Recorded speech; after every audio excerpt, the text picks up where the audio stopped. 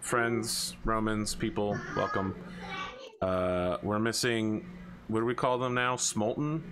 It's my couple name for them. Cotton and Pondo, Condo, Colton, whatever you want to call it, are not here tonight. So we're just going to sit and talk. I want to update you on some things real quick. One, I anticipate that after tonight's discussion episode, we will probably wrap up this season of Battletech in the next 7 episodes, but it's not clear how long that's going to take. Maybe it'll go as far as Thanksgiving. Not sure. It wouldn't be a bad thing because that would be the end of year 3. Gleemo is in for the season finale fight, which I anticipate will take 4 or more episodes. Awesome. Eric Vulgaris may be in depending on how delayed we get.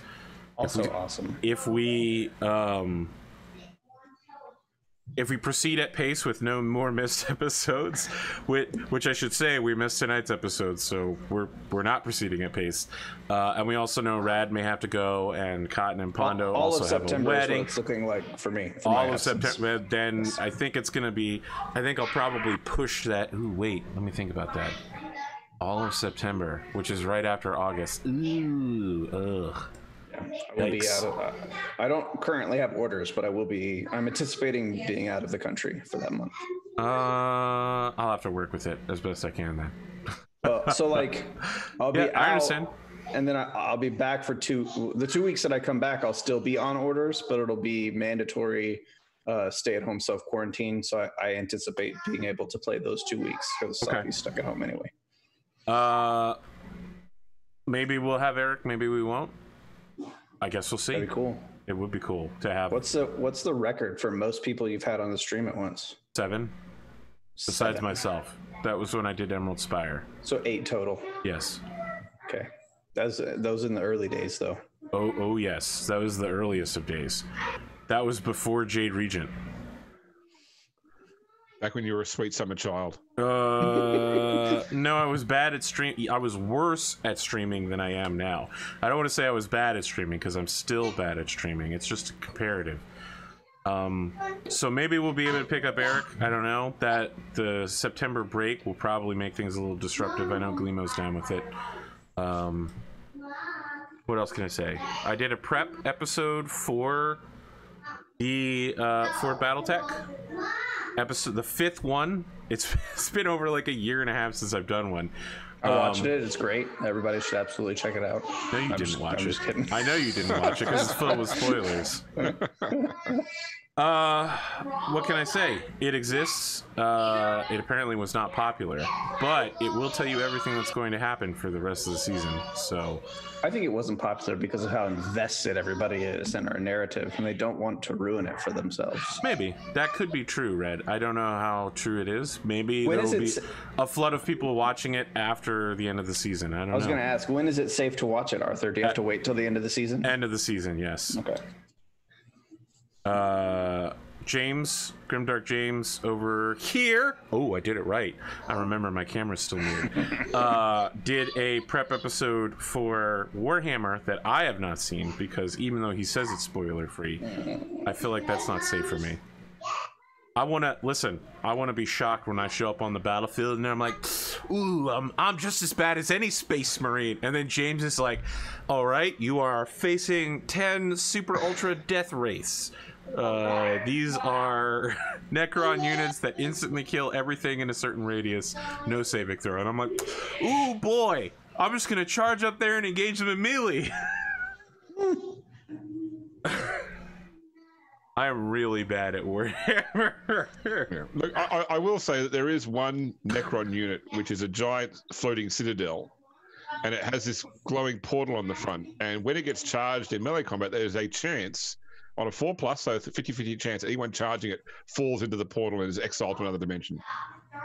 Okay, it's a good thing that Nero isn't actually a melee character and prefers to engage people, or likely to charge a building either. You know, that's it's like I don't know if people would charge a building in melee. Well, I do want to say he is building up towards getting the demolition skill, and he does like things that explode. maybe he might charge a building to put explosives on it and then withdraw to a safe and comfortable distance. I don't know. We haven't reached that far. I don't want to reset his character. He might just blow himself up working on explosives. God knows that could happen. Let me tell you something. Don't make thermite if you aren't ready for it. Just don't. If you are a young dumbass and you think you know chemistry, you don't know any chemistry at all. And trust me when I say people are watching to see if you suddenly ordered, 50 Etch-a-Sketches off Amazon. They'll know what you're doing. And Cyberpunk got a prep episode. It is super spoilery, but we talk about drugs and gangs. We make some drugs and we make some gangs, and we make some gangs that do drugs. Do you make some drugs that are in gangs? Sentient drugs, is that a thing in Cyberpunk? You can make programs for virtual reality that are kind of like drugs. Okay. See, I like that. I was listening to your show, Arthur, the GM Prep show, when you were talking about trying to come up with the sleep darts for Gleamo's characters. Yes. Yeah. And the thing is, like the way you can work that drug system is that you can make them really, really potent sleep drugs by just loading on a whole bunch of negative side effects. Like, yes, you have to put them to sleep, but it also makes them sterile and they lose their hair. Yes, I understand that you could make a truly fucking horrendous drug. And I did make one for little Hitler chans, or whatever we're calling them, the Red Chrome Legion. Their combat drug that they give to young incels will give them cancer. And look, I want you to imagine like any white supremacist Nazi punk gang, and then imagine if they were all given guns freely and allowed to kill people. What kind of drugs would you feed them to turn them into super soldiers? And then I was like, this is too expensive. We need to make it cheaper. Let's look at what horrifying side effects we could put on it. So it makes them sterile, and it causes them to go into berserk rages, and it's physiologically addicting, so their bodies need it to continue. And it's cancerous. So they only get about 5 years of good use, but you know what? You really only need 5 good years of killing. Should also make it like really like hyperactive hair growth, so they can't be skinheads. Like they're constantly trying to shave their head to be neo-Nazis, but they're constantly growing these like luxurious manes of hair. I love it. I'm gonna add that. Oh my god. I love. You know what? That'll like Michael J. Fox from Teen Wolf. No, it's the opposite of Viagra. How they were testing for Viagra, and they were like, This drug does weird stuff to your heart. And then someone was like, actually, it gives you a boner. And they're like, good, let's make it boner medicine. Jackpot. For these guys, they were probably like, we need a drug that gives people more hair. And someone's like, well, it makes them sterile and gives them a berserker rage, but they're also super strong and it's cancerous. And somebody's just like, all right, well, let's just weaponize it. Yeah. I was reading recently about the creation of Coca-Cola. And because the guy that created Coca-Cola originally wanted it to be like a tonic for pain, because it obviously contained cocaine, and he'd been stabbed in the gut in the Civil War and had dealt with a lot of pain. And he actually carbonated it by accident. Like he wasn't intending to actually carbonate it, but then used the wrong thing or whatever and carbonated and went, oh, this might be good as a fountain drink. It was one of those sort of happy accidents. Oh my goodness. If you go for one of the original recipes for fountain drinks compared to what they have today, we've got like a bazillion% more sugar. They would be this is too sugary. And I say that as a person who, when I reach for a drink, it's going to be Sprite. I think that wasn't vulcanizing rubber also discovered by mistake? Oof. Listen, I don't know about that, but there are plenty of things we've discovered by mistake. Yeah. North America.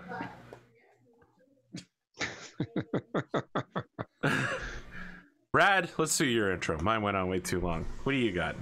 Oh man, I don't know if I have anything. I'm Raddosaurus, and I'm here to talk about stuff with my dudes. Just been going to work and living life and continuing to be very COVID conscious, so we don't really go anywhere or do anything or have anything. I mean, I still go to work every day.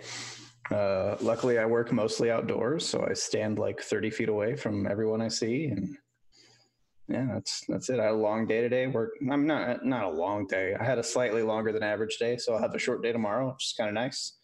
I'm excited about. What am I excited about? Based on, well, first of all, my own experience, but also my buddy Gleemo making me aware that the new season of Norseman came out season on Netflix. 3. Yeah, I watched the first, I think, 2 episodes yesterday with my wife. Having a good time. Love that show. What else did we do? We watched some of the Xbox stuff that they debuted today. My wife and I are very excited about the new Halo. We've played Halo together ever since before we were married, so it's like a big deal for us. Yeah, that's it, really. I mean, just looking forward to the future. Not a lot going on in the present, to be honest. So, yeah, that's it. That's where I'm at. How about you, Arthur? I want to jump it over to James. Well, fuck me. Well, I feel like I did my intro. It wasn't a good intro, That's but true. I don't have a lot to say this week. I'm also downloading Sea of Thieves. Yeah, I double checked my Sea of Thieves. I have to tell you, Red, it went like this. So I got into the game and I ran out to the ship and I got all the sails down on the really big ship and I angled them, and every single time it caught the wind and it made that lifting noise, I was like, yes. Good. Then I upped the anchor, and the ship immediately almost ran into the ground because it's a 4-person ship, and I couldn't see directly ahead of me with the sails. So I dodged left just in time. Nice. GrimdarkJames. It's a fun game. Correct. Yes. So I'm just purchasing Sea of Thieves now on Steam so that I've got it for next time. Welcome. We'll have to figure out how to add you as friends in game. At this rate, I'll be done downloading it by the time the the next time somebody can't make it. Yeah. By the next ice age. So actually, let me give you guys a pitch as well. I got an email this morning from Catalyst Game Labs, and there's been a Battletech worldwide event running from May until September, which because there's no cons on, there's no Gen Con, no Origins there. They're pushing all the CDT agents to try and run these online.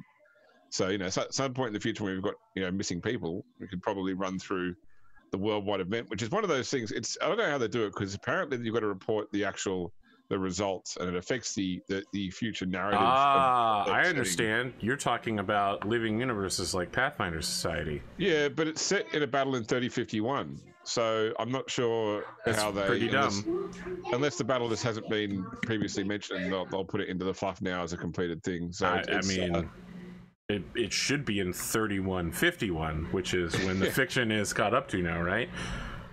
Yeah, it's Smoke Jaguars versus Draconis Combine. Yeah, I'm pretty sure we know how that one's gonna end. So how does it work? What's the event? You run a scenario and then report your results? It's 2 scenarios. It is an Alpha Strike scenario and a Battletech scenario. Okay. And it's the same force org for both. So you've got the players to pick which forces they take into the Alpha Strike and which they take into the Battletech. And then you report the results. Interesting. And I guess they lead on the side of what but it's not just like who won, who lost. It was like, were these things captured? Was this person killed, etc. And I guess they just take an average of the most common results and apply that to the setting. So okay. Yeah. Oh, I've got some.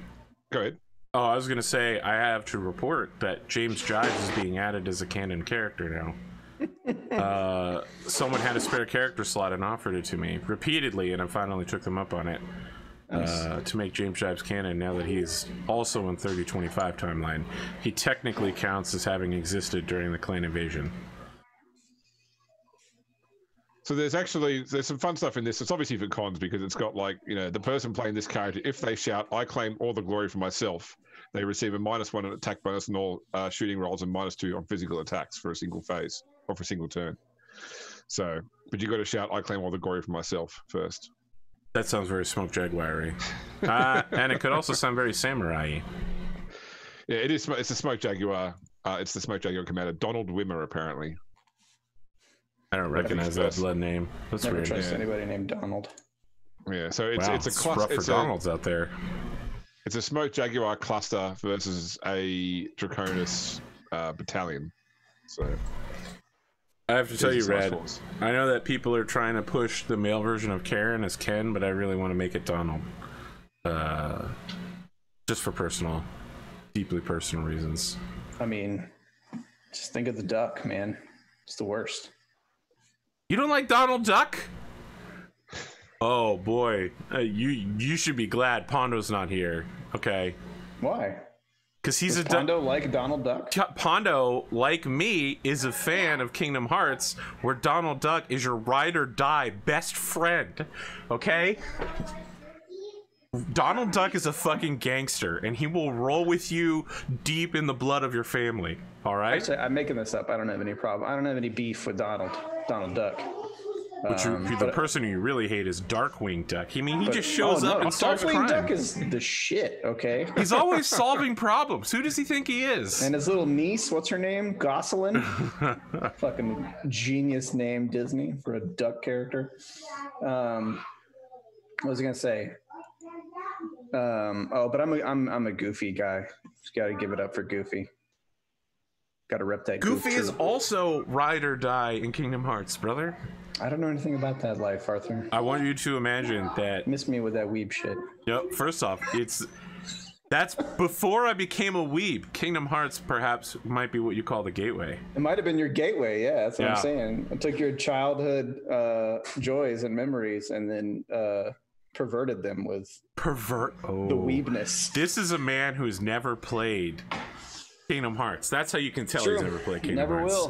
Never will. You've never played it either. Oh my god, you guys! Well, it's been ruined to me from people who are. One was really good. Two. I instinctively hate anything that other people try and tell me that I have to like. Oh yeah, I know. I feel that way about. Like I'll never watch Hamilton. Wow.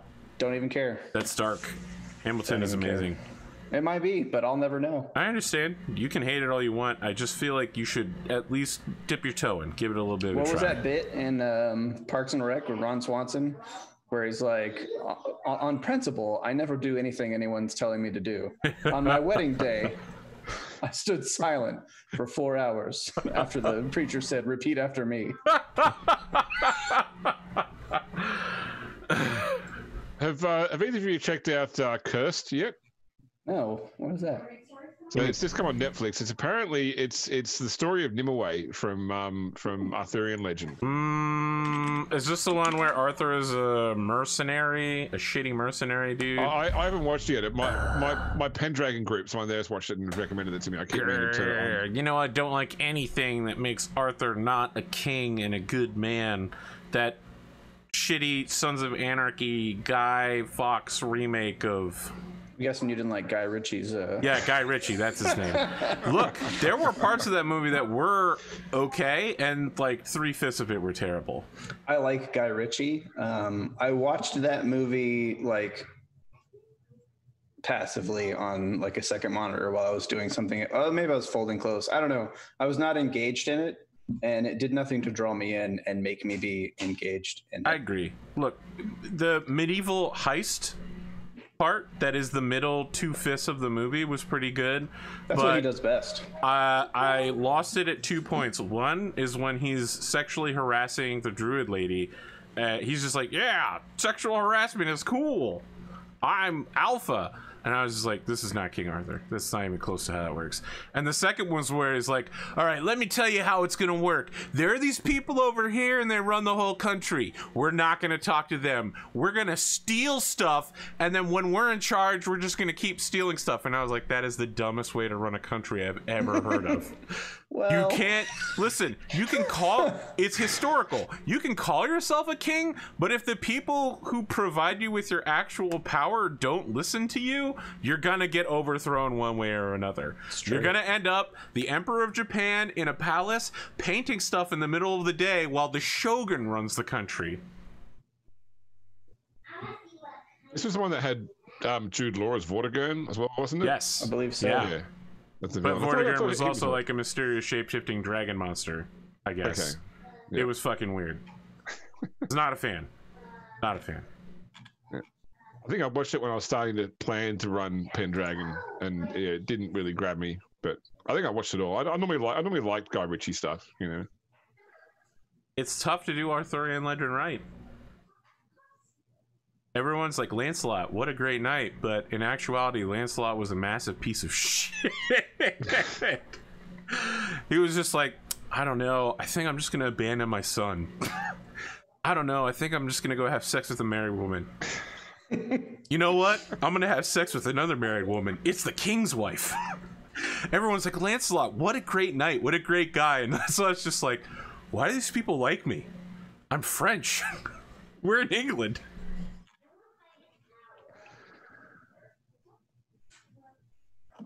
So yeah, I got nothing else. That's been my week. Just not watching Cursed yet. Building models. I can't watch Arthurian legend that isn't remotely accurate. If there isn't a guy who can grow 3 times, if there isn't a knight who can go 3 times his size, or a guy who becomes undefeatable in the light of the noonday sun, or a werewolf, then it's not accurate. Well, isn't there also a new show coming out about the Green Knight? There's a Green Knight. There is, and I think that's going to be pretty accurate. The Green Knight is a really dope dude. I heard something about that vaguely. So it's not called the Green Knight, is it? I think it is called the Green Knight. Yeah, it is actually. So the Green Knight is a sort of magical druidic character who tests Arthur's knights to see whether they're actually good people or not. I like the Green Knight mythology a lot. Oh, it's being made by A24. They're a good studio.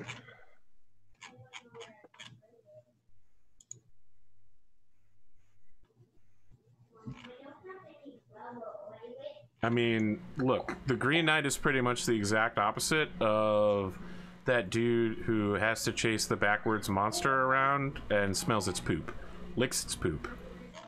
What is his name? Sounds like a World of Warcraft quest.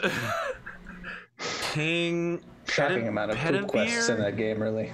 Oh no, King Pellinor. That might be his name. King Pellinor. Good old King Pelly. Yeah, and the questing beast. So King Pellinor is basically a giant joke who spends all of his time chasing down a creature called the questing beast. The closer you get to the beast, the quieter it is, so tracking it is nearly impossible. He's learned to track it by licking its poop. Wow. And discerning the taste of its poop from other people's poop. At one point he gets tired because it's been like 20 years and he didn't find the beast, so he goes home and everybody's just like, my god, King Pellinor went home and isn't chasing the questing beast. The questing beast gets lonely and comes to visit him. Wow. Because it hasn't been chased in a while. Yeah, King Pellinor is amazing. So instead of spending 20 years licking poop, he could have just done some of the old reverse psychology. Been like, fine, I don't even care. I'm not even looking for you anymore. I'm going home. I feel like he should have done that the very first time it came to, should I lick this poop or not? Just to be clear, it's called Fumets. Okay, whatever. Ancient hunt, you know, it's like in hawking, how they call everything about hawking has a very specific word, or about how horses have 19 different muscles in their legs. What horsing term did you use? I don't remember what show it. Dressage. Dressage. What show yeah, rhythmic horse dancing. Yeah, but when you said dressage, I was like, oh, that kills me that he knows what that is. It's in the Olympics. Come on. It is. Mitt Romney had a horse that he commits dressage with. So that's how I learned about dressage. I think it was on the Colbert Show, and I couldn't stop laughing. It's such a weird word. I learned about it in Parks and Rec. They reference it at some point. I don't remember when it was. One of the. It's probably about Little Sebastian. Feuding town? No. The town that they feud with. It's Pawnee and Eagleton. One of the Eagleton people is like, you never look a dressage horse in the mouth or something like that. A King Arthur movie with Clive Owen. I don't think I've seen it. That was a while back, wasn't it? 2004. Early 2000s. Keira Knightley is Guinevere. Wow, that was a while ago. What was the old one from like the 90s, James? Was it? I mean, there was Excalibur was the original one. That was maybe it's Excalibur. Yeah. This might be the one I'm thinking of. It's a classic film. Man, if we're talking about classic films, we should be talking about that Saturday morning cartoon show where King Arthur's Knights are football players who travel back in time. Yeah. You know what I'm talking about. I think I saw it. It's right there with the Harlem Globetrotters and Scooby-Doo crossover. Who was in Excalibur? Speaking of that, the Washington Generals are my favorite sports team. The Washington Generals? Yes, Washington Generals. You don't know who that is? No. They're the Harlem Globetrotters' permanent opponents. They're the guy who always lose except for like 3 times. Yeah. You know, That's they funny. start the game off strong, and then about the midway through, the Harlem Globetrotters start doing some weird and wild shit on them, and the game completely turns around in the second half. But you always Do you just... know the actor Michael Ironside? Michael Ironside. Yes, Yeah. I do. Listen, I remember an interview with him where he said that he always likes playing the bad guy because the bad guy wins for like 4/5 of the film and only loses right at the end. yeah, I agree. When you are the villain, you get to spend 30 years ruling the kingdom. Everyone will always remember your name, and then the hero ruins your last 5 minutes, and that's it. You get the good times. Michael Ironside famously played Scar, and also the Roughnecks in Starship Troopers. He didn't play Scar. Scar was. Oh, you're right. It was Jeremy Irons, not Michael Irons. Jeremy Irons, yeah, Yep. that's right. Yeah. Yeah. Although Winnie the Pooh voiced his song. Because Michael Ironside's, Jeremy Irons' voice was ruined when he went to sing "Be Prepared." So the guy that voices Winnie the Pooh ended up coming in and voicing it, mimicking his voice to sing the song. He ruined his voice? Apparently, maybe talking gravelly. I don't know, but Rough. yeah. I don't know if you guys saw this new Dungeons and Dragons 5th edition magical item that they're releasing. The Scroll of Tarisk Summoning. It's like a grenade, and when it lands, it summons a Tarisk on its location. What? That's it. It just summons a Tarisk. A hostile Tarisk that will attempt to kill everything around it, including the I've person never who heard summoned it it. pronounced like that. It took me a moment to realize you were saying Tarask. Yeah, Tarisk. Okay. I've heard it's Tarask, but I mean, summons are hostile Tarask. So then, wouldn't it be the hostile Tarask? Given that Tarask is like, it's like Cthulhu. He's like Godzilla, right? Like there's only one of them. Yeah. He's not like a species. As opposed to our friendly Tarask. That's a dumb item. You're canceled, D&D. Get out of here. Go home, you're drunk. You know, there are a lot. Listen, there is a huge movement. I don't know if you know. No, there's a lot of anti-D&D, a lot of anti-Wizards of the Coast Yeah, sentiment right now. it's huge. Hating on D&D is great. I don't think it's For going to some matter. I mean, D&D is so ultra massive, it can easily survive this. So Yeah. Really. the bigger question is whether or not they're going to finally fire Mike Merrills for being a massive piece of shit. I doubt it. I hope that they would. That's the kind of level of integrity stuff that I would. I mean, just to give a quick heads up to everybody at home, there was this guy named Zach S. who was a huge piece of shit and was sexually harassing tons of people. And someone was like, hey, Wizards of the Coast, almost all of your stuff has Zach S. as a contributor. And they started sending in all of their stories, and it all ended up on the desk of Mike Merrills. And he was like, well, I don't believe any of this. I'm going to send all of their names to Zach S., who then began legal proceedings against everyone who he had the names and emails and home addresses of. And so Mike Merrills basically snitched on a fuck ton of people because he didn't believe. So Mike Merrills can go rot in hell. He's a fucking idiot. Yeah, you notice he doesn't appear on too much stuff anymore. I mean, immediately afterwards, they removed him from doing the Unearthed Arcana announcements to he's no longer allowed to make public appearances. He still is paid at a fairly high level. I mean, he's a high-level employee. I mean, I know what you mean by like it being an integrity move, but I just don't see, you know, if he contributes to that team and they find him valuable, they'll put him behind a curtain and, you know, continue to employ him. Yep, that's what they've done. Yeah, that's what they'll continue to do. So can I give you a bad D&D monster story quickly? Please do. Hell yeah. So back in second D&D days, back in AD&D, sorry, there was a point for a while where when they brought out the monster manual, it was done with like 2 ring-bound folder holes cut, so that as you bought new supplements or new box set, they could just give you new pages of new monsters, and you can then add them to your monster manual ring-bound folder and have it in one place. And they'd also bring out these add-ons that were just, here's like 30 new monsters in this ring-bound folder format. You can just add it to your folder. And I remember picking one of those up back in sort of 96-ish. And we were flicking through, and like so many of the monsters look like they'd just been, we didn't need this monster. It's just like, let's think of something weird. What is it? Okay, it's this thing, and we describe it and put it in a page. And they brought up something that was called the Flump. F-L-U-M-P. Yes, I'm familiar with it. Which is like a jellyfish thing with a smiley face, and we were just like, what the fuck is this? Like, why did we need a happy-looking jellyfish in D&D as a monster?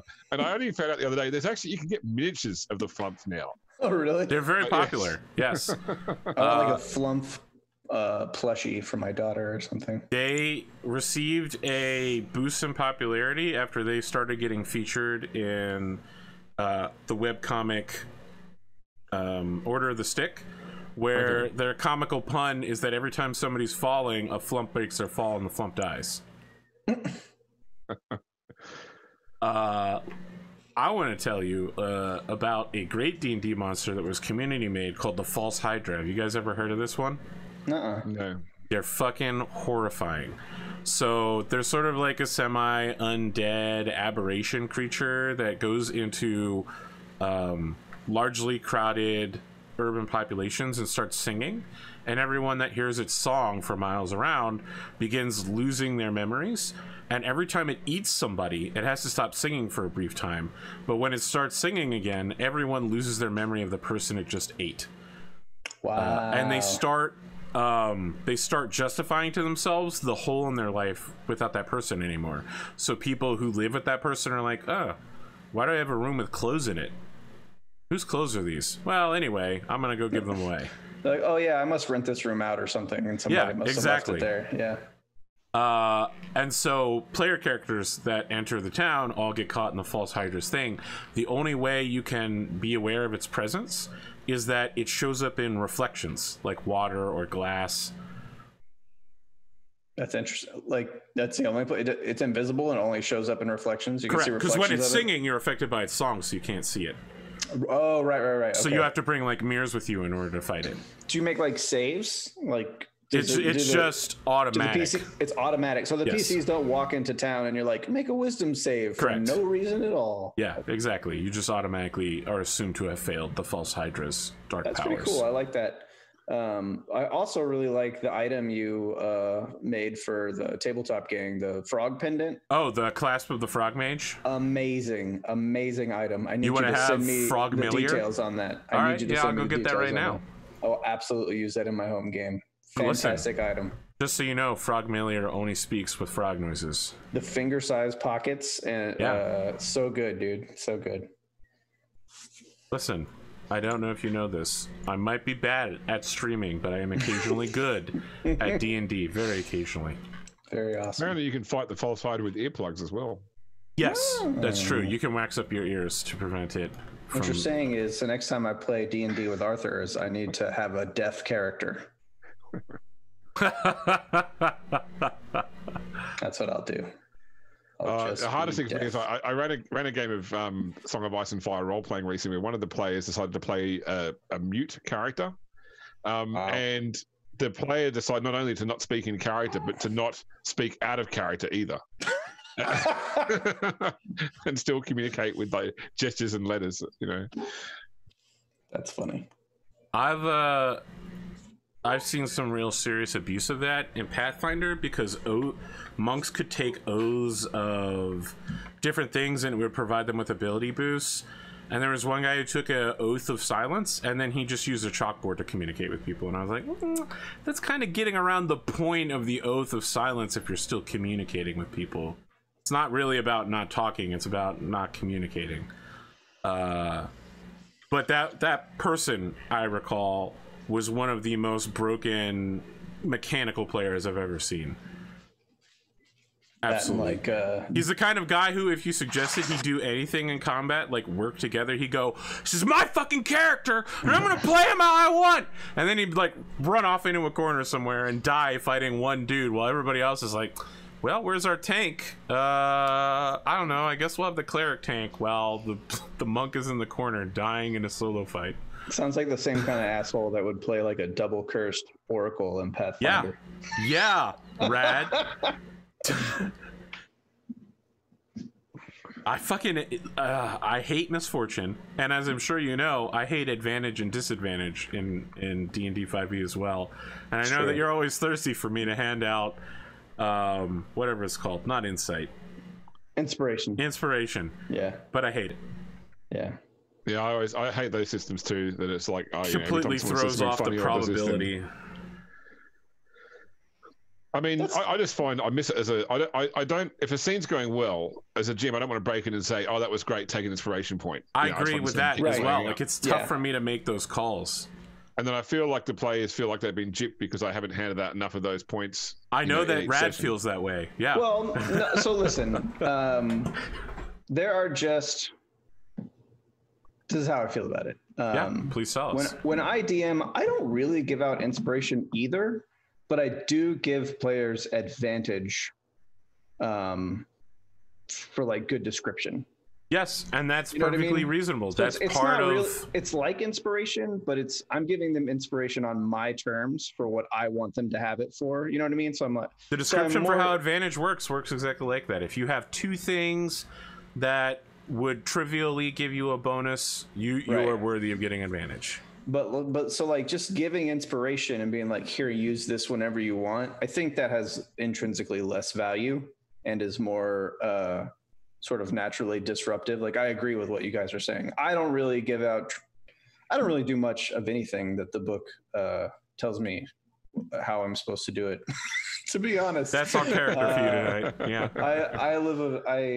I run a very rules light RP heavy version of D&D. It's not uncommon to go entire sessions with only 1 or 2 dice rolls, right? Like the games that I run are not usually super combat heavy. We do, like, instead of doing a lot of light combats, we'll do a really big combat every third or maybe even fourth session that will last like a half the session or more. So yeah, I don't know. I play, I'm not saying I play a very different game from what other people play, because I don't know that that's true or not, but I definitely don't run the 3 pillars kind of like it's detailed out in the DM manual or the player's guide or whatever, if that makes any sense. People complain a lot about how D&D doesn't reward the things they want it to reward, or it's super combat heavy, and it is. The rules are that way, but that doesn't mean I have to play it that way. You know what I mean? Like, right. I take it for what I want out of it instead of for what it's trying to give me, I guess. And I encourage other people to do the same, or just play different systems. That's cool too. I just don't have a lot of spare time to learn a high volume of intricate systems. I'm not against learning new things. It's a spiritual investment for me that I don't always have the capital to invest. I tend to find that D&D is my go-to system when I want to have that sort of cathartic hack and slash dungeon crawl with lots of combat. See that. And then if I want to do something which is not like that, I'll play something else. But yeah, I have 1 or 2 systems to refer to. Yeah. So APGamingREAL. It's my go-to mostly because I play with a lot of new people. I introduce a lot of people to the game. And then once I've played with people that I've introduced to the game for 6 months to a year or 2 years, that they're just now getting comfortable and confident, and they've got all their own stuff in their own books, and they're familiar, and they've run a couple different characters. You know what I mean? Like, it's a big ask to be like, all right, now we're going to start over with something new.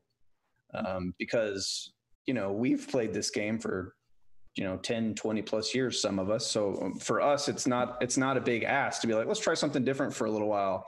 For them, it's a big ask because you're asking them to go away from the thing they're just now getting into. They're really just in the roots of the hobby. They haven't even sprouted their branches yet. And you're like, all right, new plant.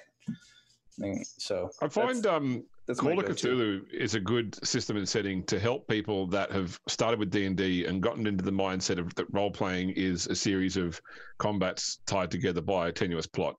Because in Cthulhu, the bad guy is often very, very obvious. There's no gray area. There's no, but what are the motives of the elven god? Maybe that we're on the same side, really. And oh my god.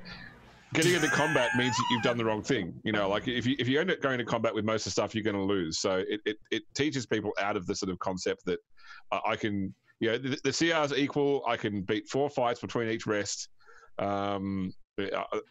Certainly, I've got friends that I ran a long Cthulhu game for that sort of said I was very much they feel that they were very much the combat-driven characters only before that, and when they played that game, they sort of taught them to be story-driven as well. That's cool. I definitely have some friends that are older than me that played much earlier editions of D&D. Like I really didn't get into D&D until 3rd edition, and so they have a lot more of that kind of like Gygaxian dungeon crawling attitude towards the game, and they're really kind of lost whenever I play with them and we have RP stuff. So I'm always looking for something like you just described to let's learn a new twist on this hobby that you've had for a very long time and you've only ever played one way. I don't want to try to force anybody's hand. If that's what they like to do and that's fun for them, then we should do that. We should do dungeon crawls because those are fun too. But it's hard sometimes to transition people, I guess. Maybe that sounds like a good route maybe I should look into. The ease of new players playing 5e was what made me switch from Pathfinder as my primary stream show. Mm-hmm. It just got to the point where I couldn't invite new people to play and then have to teach them 6 years worth of, well, here's what the core rule books say, and now advanced player's guide, and then 3 splat books that you'll need to get feats and spells, and now your first character's ready. Now let's do combat. This is how grappling works. There are 18 different options. I want to say, James, your description that the bad guy is always very obvious and very bad makes me want to run Call of Cthulhu to divert Raddosaurus's Arthur Perkins effect. And that's where the bad guy is nebulous, and maybe he's not so bad, and maybe you're really the bad guy. The bad guy is always the PCs. I am actively trying not to do that so much lately, but I feel like at Call of Cthulhu, I can be really easily have the bad guy be a bad dude. Right. And no matter how bad you were, you're never going to be as bad as that guy. Very popular Call of Cthulhu thing, of course, is Beyond the Mountains of Madness. And at the end of the day, the bad guys are pulling off people's heads and putting them into a wall to save the world. So, if you want to save the world, you've got to help them pull up people's heads and put them into a wall, even though it might be your head that gets put in that wall. Okay, that's an Arthur Perkins game right there. I've been thinking a lot about Rad being the most popular person on my stream, most popular guest, because a lot of people wonder why I don't have Rad on more shows, and I'm always like, I can't get him on more shows. They're like, why? And I'm like, well, it's none of your business why, but it's not going to happen. I would love to be on more shows. As Arthur knows, as I tell him all the time, I'm constantly telling him, put me on that show, put me on that show. And he's like, do you want to be on that show? And I'm like, no, I can't. It happens all the time. We're still trying to get him on the tabletop. Yeah. It's a big ask for my wife. She picks up the slack and does everything that I normally do when I just fuck off for 4 hours and sit at a computer. So I really can't ask her to do that more than once a week, and even then, it's already a big ask. So, yeah, I'll for the foreseeable future, I'm a one show guy. At some point, your kids will be all grown up and moved out of home. Exactly. Just you and your wife again, and you'll be ready for more the shows in. Give it. Arthur, give it 13, 14 years. You should be fine. Right. Just hang in there, Arthur. If I'm still streaming 13 to 14 years from now, I better be doing it full time and being paid a reasonable amount of money to do it. Yeah, I love playing these games, absolutely. But I wanted to follow that up by saying I'm rereading Weird Wars 2, The Savage Worlds, because I know that you're interested in it, and if Battletech ends at season 4, I was thinking of maybe having that as the replacement, because I know you're interested in doing a Weird Wars setting, But I also hate Savage Worlds, and I just reread Savage Worlds, and I still hate it. I'm not real particular on the system, but I do really like that setting. I like that setting. I know it's not the same setting, but it makes me think of like Hellboy and like how the occult is a big deal in that sort of fiction. Yeah, the original Captain America movie. Right. Yeah. Right. So, and I'm down with it. And I would love to have something where chat acts as command, and they would I would offer them a straw poll. Or, yeah, I think that would be cool. Or something like, if you're a subscriber, a Twitch sub, or a Patreon viewer, your votes count as like double or triple or something. And vote for what supplies the players get in their supply drop. Do they get winter clothing in the middle of the summer on the grassy plains? Or do they get ammunition? Yeah. Who's going to sponsor us? Yeah, I'd be into a game like that, of course. I would even, under the right context, I'd be into another Battletech game. I know that's kind of like a heavy hitter for your channel right now in this era. But I have listen, before the I don't even know what to call it. Before the incident, I was working on the Battletech system, and I haven't touched it since then. I know, and that's my thing with Battletech. When I say under the right circumstances, I don't really want to play Destiny anymore, and I didn't love A Time of Total War either. I've been talking to James about the other Battletech system, but in the end, if there's an in between, the ground-based stuff, we almost never use it. It's more the special pilot abilities that matter. Right. Yeah. So. I got to say, recently, Arthur's Cyberpunk game has triggered me into wanting to run something Cyberpunk-esque, like either Shadowrun or Cyberpunk or Android. The Sprawl. Take it easy. Just run the Sprawl.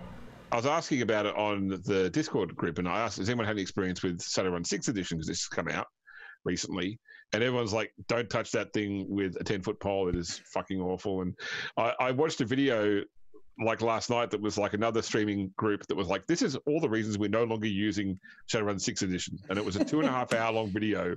Wow. Of shitting on this system. And of course, this is another Catalyst Game Lab system. And most of what they said was really, it just felt unplay tested. It felt like it was written by different people, and there was no effort to collate what person A and person B wrote and make them actually work together. And it reminds me of your experience, Arthur, with the feedback that you got from Catalyst about Battletech. I haven't even told the audience about that. That was really funny. While you tell that story, I got to go get a kid. Oh my God. Paw Patrol. So, friends at home, audience members, if you'll recall, people started giving feedback about Destiny. Of course, 3 or 4 months ago, I wouldn't say we were shitting on Destiny constantly, but we had a lot of good feedback. Destiny hadn't been released yet, of course, because it was only released last month. It might have only been released this month, if I remember. And so I gathered up and I said, hey, Catalyst, I've got all this feedback. Do you want it? Etc., etc. Last week, Saturday, I got an answer 3 months later. They were like, we don't need feedback on a system that's already been released. Thanks a lot, jerk. And I was just like, holy shit, it's been 3 months, guy. Wow. Like, when I sent it, it would have been relevant. And they still have not answered my question of, can you use Edge in mech combat? Incredible. Yeah, but it was pretty glorious, I thought. But it's just funny that I saw the same thing happening with the Shadowrun community really shitting on that system. Yeah. After maybe Catalyst is this magical place where good games go to become worse games. So I don't know the details behind this, but one thing they were talking about on the video I watched last night was apparently Catalyst did lose a whole bunch of freelancers at one point over pay disputes. Yes, they did. So they had to go and refresh their whole sort of their. I mean, by pay disputes, you mean that they wound up $750,000 short, and they couldn't pay anybody for like 3 years. So yeah, when you're a writer, I assume you would like to buy some ramen noodles at some point. Yeah, I mean, there were people that were basically saying we're retaining our copyright unless you actually pay us for the work we've done. Yeah. So, yeah. I mean, the problem is all the Lauren L. Coleman and his house. I don't know if you've heard that story, but oh no. Boy. All right, so basically he was embezzling $750,000 from the company. That's it. That's the whole thing. He stole $750,000 from the company, and the CEO went, well, God will forgive you, so we're going to drop the financial liability on this. And then the company is $750,000 short, and they can't pay anybody for years. If I wanted to embezzle from a corporation, I probably wouldn't start in the gaming industry. There's probably, you know, like you can take $750,000 out of some companies, and they won't notice that because that's like a rounding error. It's a rounding, exactly. Yeah. But I mean, I speak of this, like the last company I worked for, I was going through a spreadsheet at one point that was like collating figures from previous years, and I found where someone had dragged and copied a formula in Excel and not locked one of the cells.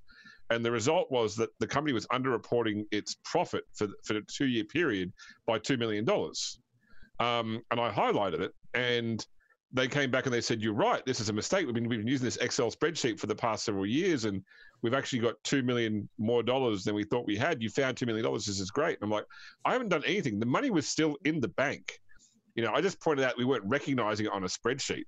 So that's the stuff that can happen, in those businesses, but certainly not in the gaming market. In the gaming market, $750,000 is a lot of money. So yes. That's probably a bad example. But I want to ask you as well, Arthur, just on that system topic, do you have any thoughts on the recent 7C system?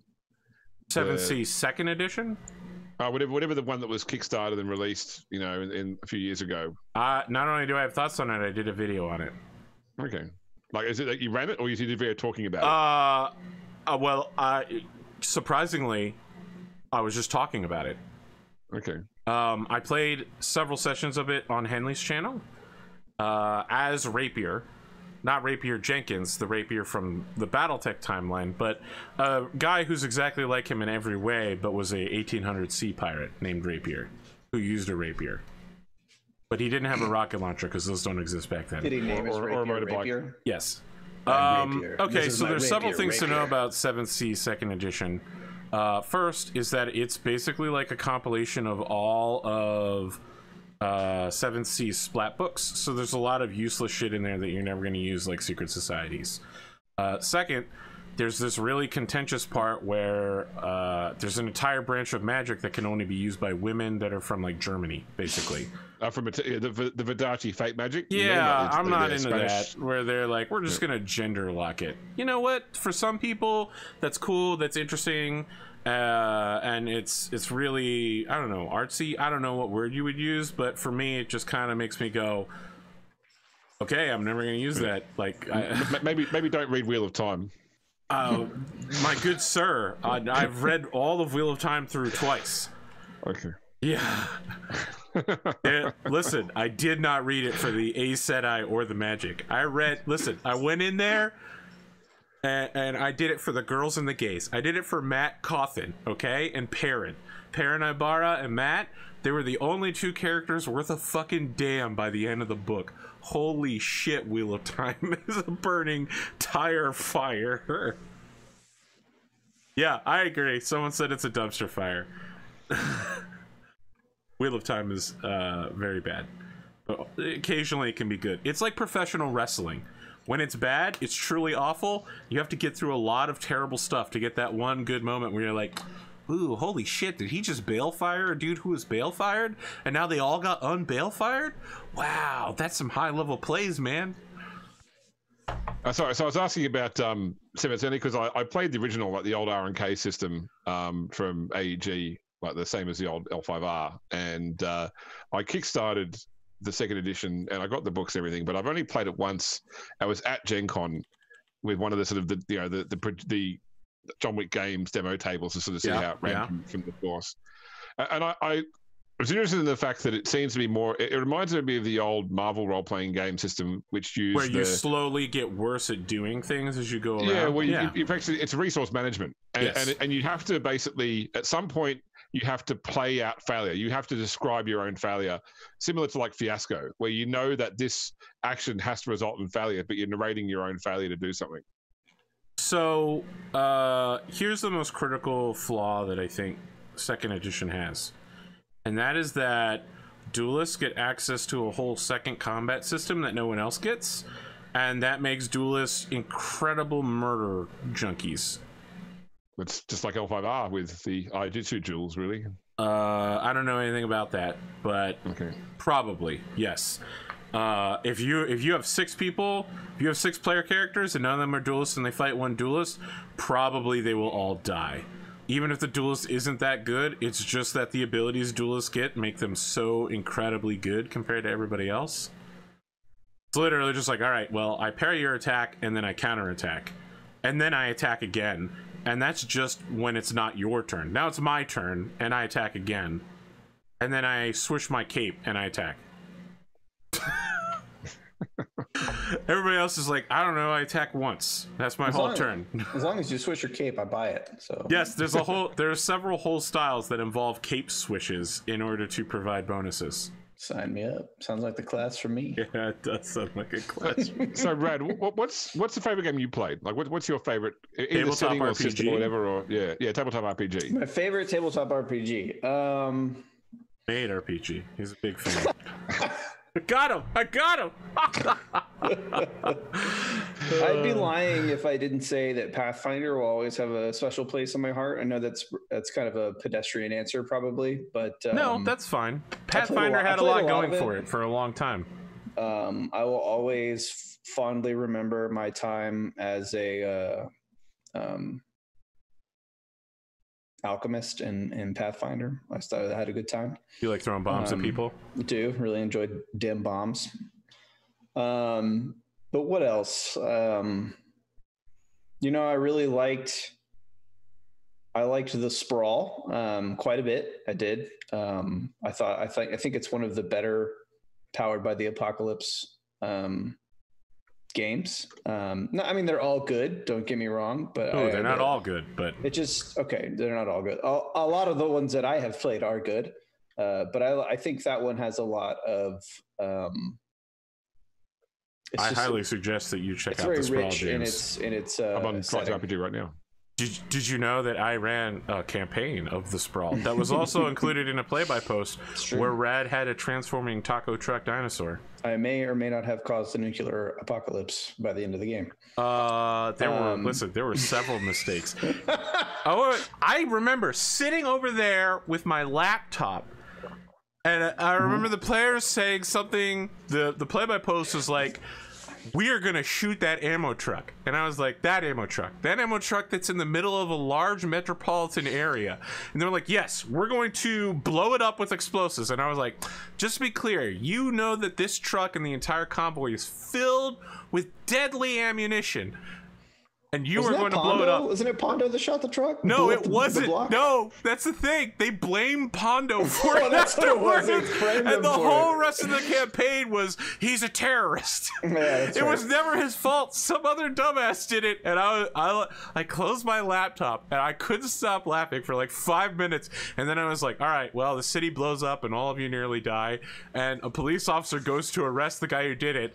And they're like, I don't know, I shoot the cop openly while everyone watches. And I was like, you guys don't know how Cyberpunk works, do you? I've never played anything Powered by the Apocalypse as a campaign. I've only ever played Powered by the Apocalypse games as con games. Sprawl is probably the best one to play. Apocalypse World can do it. Most other games can't so much. Masks has a little bit to it. But I don't think it's got. I think it's got like a. Mass has a timer. It has like a 4 to 8 session lifespan on it. I would say 4 sessions hard. Yeah. I own Mask but never actually played it. I do like superhero role playing games. But, you know what? As far as campaigns go, I'm gonna throw a real far out one out there. Worldwide Wrestling, the RPG, is probably the best camp. Well, you know, I literally have the Discord play-by-post for it set up that I was making. Right before Animal Crossing came out because I was bored and nothing was happening and I was stuck at home and I was like, all right, I'm gonna break down my morals, I'm gonna lower that wall, and I'm gonna make, and then someone was like, Animal Crossing. I was like, ooh, shit, Animal Crossing, really? Okay. And I decided I wasn't going to play play-by-post again. I might do it in a couple weeks though. I'm running out of things to do. James, Eric Vulgaris is getting together a Traveler show soon. Traveler, the RPG system. He invited me, but of course I've already got like 4 to 5 shows a week. Of course, Star Wars, the Fantasy Flight Star Wars is also very high on my list. But I will admit that's not because it's a perfect system. That's obviously because of my love of Star Wars. But I do really like that system. I think it does Star Wars very well. It really does. It doesn't do everything well, but it does Star Wars really well. Yeah, it's certainly for me, like if someone was to say to me, hey, I want to run a game, you want to play, you can play whatever you want to play. Probably that system would be one I'd say I feel the most like I want to play as a player right now. Same. I've only ever really run it. Yeah, I just think it for any game, I've said this before on the show, but anytime I play a game system built around an IP, I want the game system to have rules in it that specifically play to that IP. So and it does. It has such good like cinematic qualities to it, right? Like the way the proprietary dice, like they put you in a movie scene with like a camera that you play to with wipes and all kinds of like Star Wars. This is why I didn't like the Modifius Star Trek, because the Modifius Star Trek it's just generic sci-fi with a Star Trek overlay. Whereas you compare it to like the Last Unicorn game Star Trek, which had like rules for the different power levels of phaser. Rules for the fact that basically any species can have a child with any species in the Star Trek, and it's half species. The random techno babble generator, that sort of stuff, all felt very Star Trek. And I think that certainly. I mean, even things like the way that the creating lightsabers in Star Wars is same as how it's been done in the computer games and RPGs, like the focusing crystal plus lens plus emitter is how you work out the stats of your lightsaber. Right. I believe you mean the Kyber crystals, sir. The strongest stars have hearts of Kyber, sir. Yeah, that's why I like when someone did a port for the Genesis into Harry Potter, and they did the wands using the same rules, so it comes down to the type Phoenix of feather wand, the type of wood and the length. We decided to replace those 3 rules. The heartstring of a dragon. Yeah. I'm always very intrigued by the stuff that Eric talks about in chat and stuff, but it always seems it's just such. I don't know. I become exhausted just thinking about learning a new intricate tabletop system. Like, I don't know. That's why I mentioned Savage Worlds earlier, because I'm not super into it, and I don't want to run a Weird Wars 2 show that I'm not going to like and that you don't want to learn to play. Right. But I want to run Weird Wars 2 a lot. Yeah. I'm always very taken by the way Eric talks about games, and like he takes me on this journey. I'm like, man, I really want to play what he's talking about. But my problem is, my curse, I guess, is my personality is I need like at least like a 75% analytical mastery of a system before I'm ready to sit down and do character creation and play it. So like for me, that's a big task. When it's like learn something new, I'm like, I'm not gonna just like read character creation and make a character and start playing. That I'm not that kind of person. I'm not into it. I need to know how this game works, what I need to expect. I need to know, and it's not necessarily to min max. That's just everything about like I need to know the details. I need to know this game as if I need to be prepared to run it, to play in it, basically, is kind of how I approach a system. So I've started doing that for Battletech with that Mech of the Week stuff. Now when I'm assembling stars and lances, I'm like, oh, okay, all right, so that's how I'm going to use this one. Stand at exactly this many, because now that Rad is out here, like I got to keep this perfect heat build. I need to be able to operate at that level in order to fight back. Yeah, and that's again, it's like when I create a character or have a mech I want to pilot, or if I have any level of customization, I spend a long time just in my head without any knowledge of a system, coming up with a character, a cohesive vision, and then in order to meet that very specific cohesive vision, I have to have a mastery of the system so that I can use every rule and every option, not to optimize a character like damage mechanical wise, but to optimize that character to my vision, right? My vision for my character might be that they suck at everything. Then I will find a way in those rules to suck as much as possible at everything that I can, right? Like, I'm an optimizer, but I'm a character optimizer. I'm not a system optimizer. Like when I build somebody and my expectation is they're going to be really good at this thing, then I have to make sure they're absolutely amazing at that thing, the best at that thing, because that's heroic to me, right? If I'm making like a hero character or whatever, that's just an example. But so how do you feel learn about a new crunch? System about crunch? Yeah. I'm not opposed to it if it serves a purpose, right? Like I think a Time of Total War, for example, or a lot of older systems that were developed in the 80s, I think they have crunch sometimes for the sake of crunch and not necessarily, I don't know that it's additive in a way to like the game design. Like for example, I think an example of good crunch is I really like the life module system. I think it adds a lot of crunch to character creation. I think whether you roll for it or select modules and then select options within each module so that you build the entire history of this character instead of like D&D, for example, where you're just like, I pick a background, right? Like I like the life module system a lot. I think it's really good. I think that's an example of good crunch. I can't think off the top of my head what an example of bad crunch is, but we need to get Raddosaurus play Burning Whale. That's all I'm hearing. Listen, I don't know why you're laughing. It's everything that you want. It's everything that you want. Maybe it is. Let me hit you up with an example here, Rad. So there's a game system I mentioned before. Do you remember? So you've heard of like Twilight 2000 originally, the old Twilight 2000 game? Yes, I don't know much about it, but I have heard. Okay, so Twilight 2000 was written in the 80s, and it was basically about post World War III apocalypse. You're a military group in Europe after all the bombs have fallen and the world's gone to shit, trying to survive basically. And then they reprinted it a couple of times. I think the most recent one was Twilight 2013, which has gone down to more of a, you were just people in the world who have survived the nuclear apocalypse, now trying to survive in the aftermath.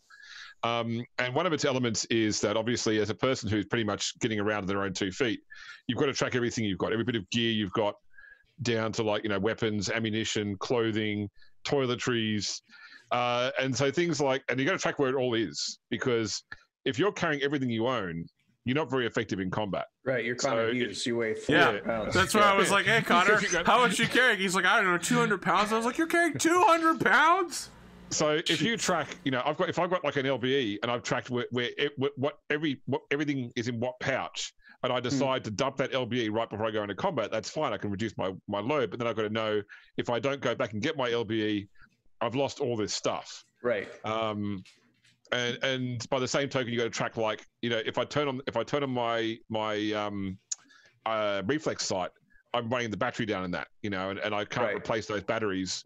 So you got to track those sort of things. And like, I like that level of crunch, but only if everybody in the game is in that level of crunch. Yes. Because I hate being the one guy who wants to be crunchy in a game when nobody else wants to be crunchy. Right. I like that as well. I do like that kind of crunch as long as it is integral to the story you're telling, right? Like obviously you can't tell a good post-apocalyptic story if you're not getting into that grit of logistical survival, right? But like in D&D, I don't fucking want to count arrows. I don't want to count rations. Like I don't want to do any of that. You know what I mean? Because I don't think it's important to the types of stories that you tell in D&D, right? Like when I watch a movie like Star Wars, because I feel like it's a fantasy movie, even though it's a sci-fi setting, or any other fantasy movie. It's a science fantasy. Right. I'm not watching them sit down and eat every meal. I'm not watching Chewbacca with a clipboard going through the Falcon, doing diagnostics. You haven't seen the Star Wars systems, special, right? Then, huh? Like I don't need that as part of that story. But yes, absolutely. In like a gritty survivalist story, right? I want to be tracking hours of sleep. I want to be tracking, how many fucking graham crackers I have left, and all of that stuff. Like, if I shoot bullets, do I have a way to collect the shells and reload, or like what's all of that? I want to be able to do all that. So yes, I like crunch with purpose, absolutely, and that can get way down deep into a lot of crunch as long as there's a lot of purpose for it. The audience has said it, and I thought of it at the same time. Torchbearer would be interesting for you guys. It's a Burning Wheel derivative that's specific to a Dungeons and Dragons style phase by phase dungeon crawl. It's like Darkest Dungeons as a tabletop RPG. So you track how much stuff you're carrying at all times. You want to carry sacks full of other sacks so that when you find loot, you can stuff it into a sack and you have enough stuff to carry back home. The longer you spend in the dungeon, the more bad guys will move towards you because the dungeon reacts to you and such. I would say maybe take a look. Outbreak Undead, I have tried it, audience. It's not great. I would say it's bad.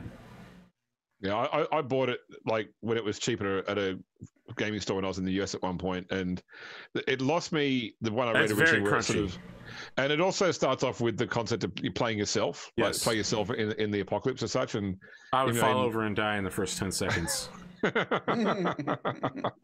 If I was playing myself now, I'd be like, okay, we're gonna go on an adventure. You get to come to my house, into my bunker. We're gonna set up strategic points, and we're never going to leave.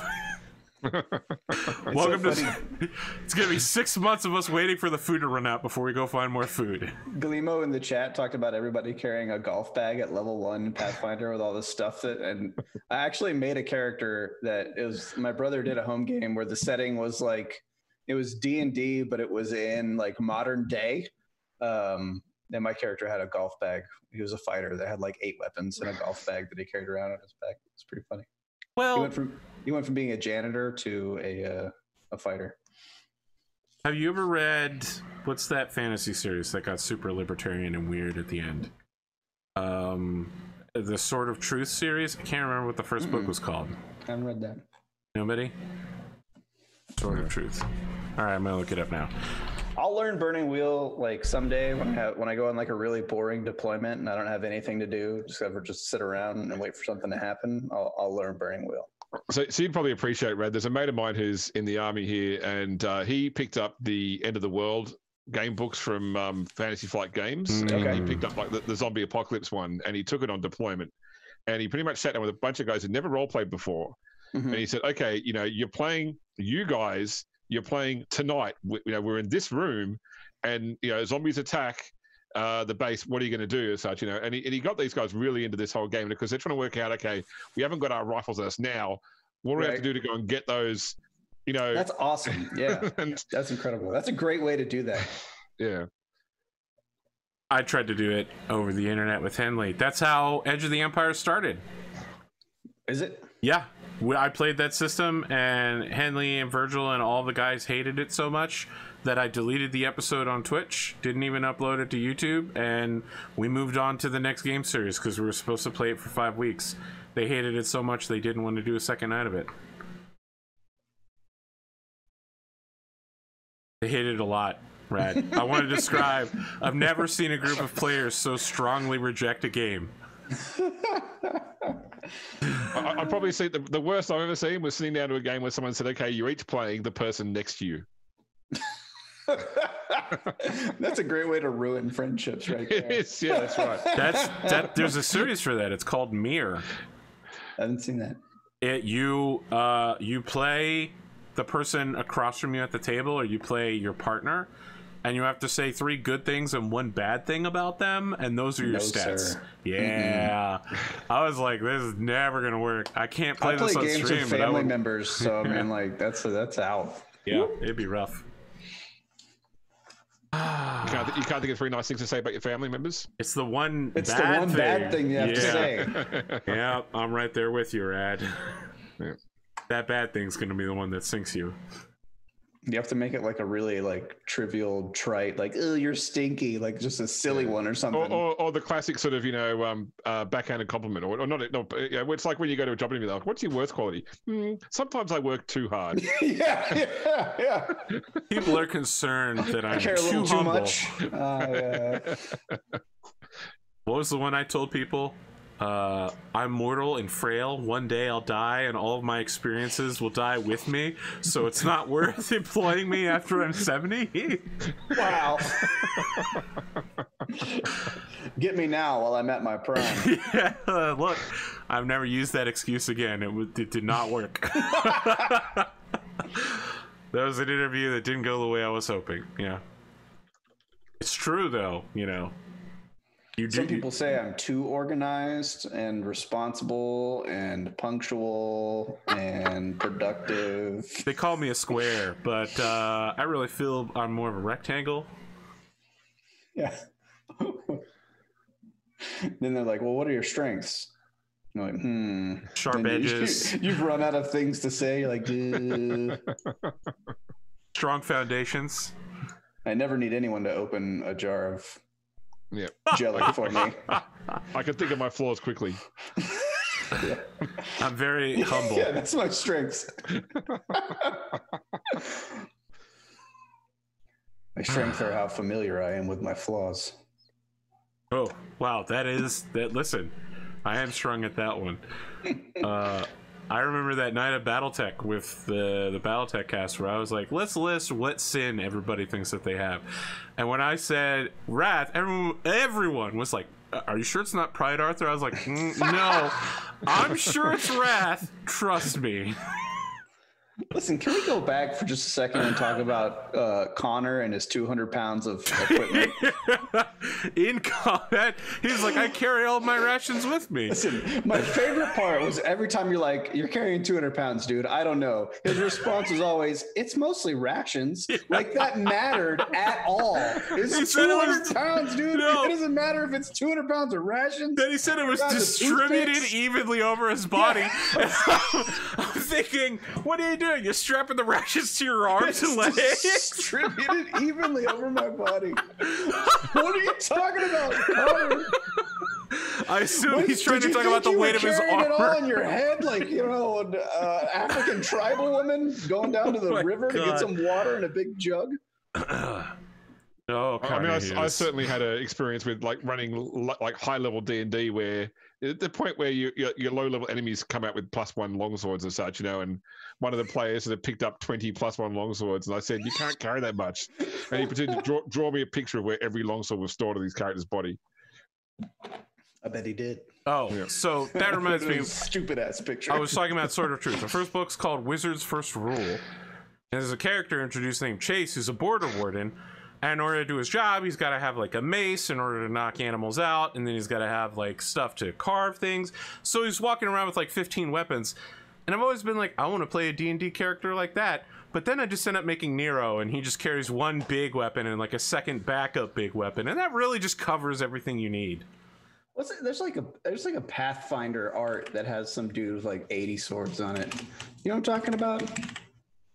That sounds like most Pathfinder art to me. It's true. All Pathfinder art's better with googly eyes. Have you seen those where people put googly eyes on the Pathfinder? Yes, I have on like on box art or whatever. Yeah, that's it. Look, I enjoyed playing I played a Dark Heresy game once where it was like, you know, obviously Agents of the Inquisition, but I sort of had this idea with the character of having like so many weapons and so many different suits of armor, and then but like on any given mission, only taking out what is going to work for this. Yeah, it's artisanal. You know, yeah. You have to pick the right weapon with the right premium skin and the right armor for the social situation. One does not simply take heavy armor into the sewers. Of course, you need infiltration armor for that. Something that's easy to clean off afterwards. It's not like, say, Agents of S.H.I.E.L.D. where like everybody wears the same clothes every single time they leave the office. Ugh, please, no. Agents of S.H.I.E.L.D. Now, that is a show that can't stop fighting Hydra. They're like, all right, I know that we've destroyed Hydra 3 times, but Hydra is back, and now they live in a video game, I guess. What? But that was a whole season. Good Lord. There's a whole season of Hydra, but virtual reality Hydra. Wow, this dude has, that's an impressive number of weapons. I'm surprised he can stand. That's official art right there, by the way. I could tell. It looks very much like official Paizo art. That must be Paizo for art, a new pre-gen class. Oh, it's old. It's old. I have literally never seen it before. It's pretty old. It's been around a while. Paizo art, best art. Well, better than D&D art anyway, I would say.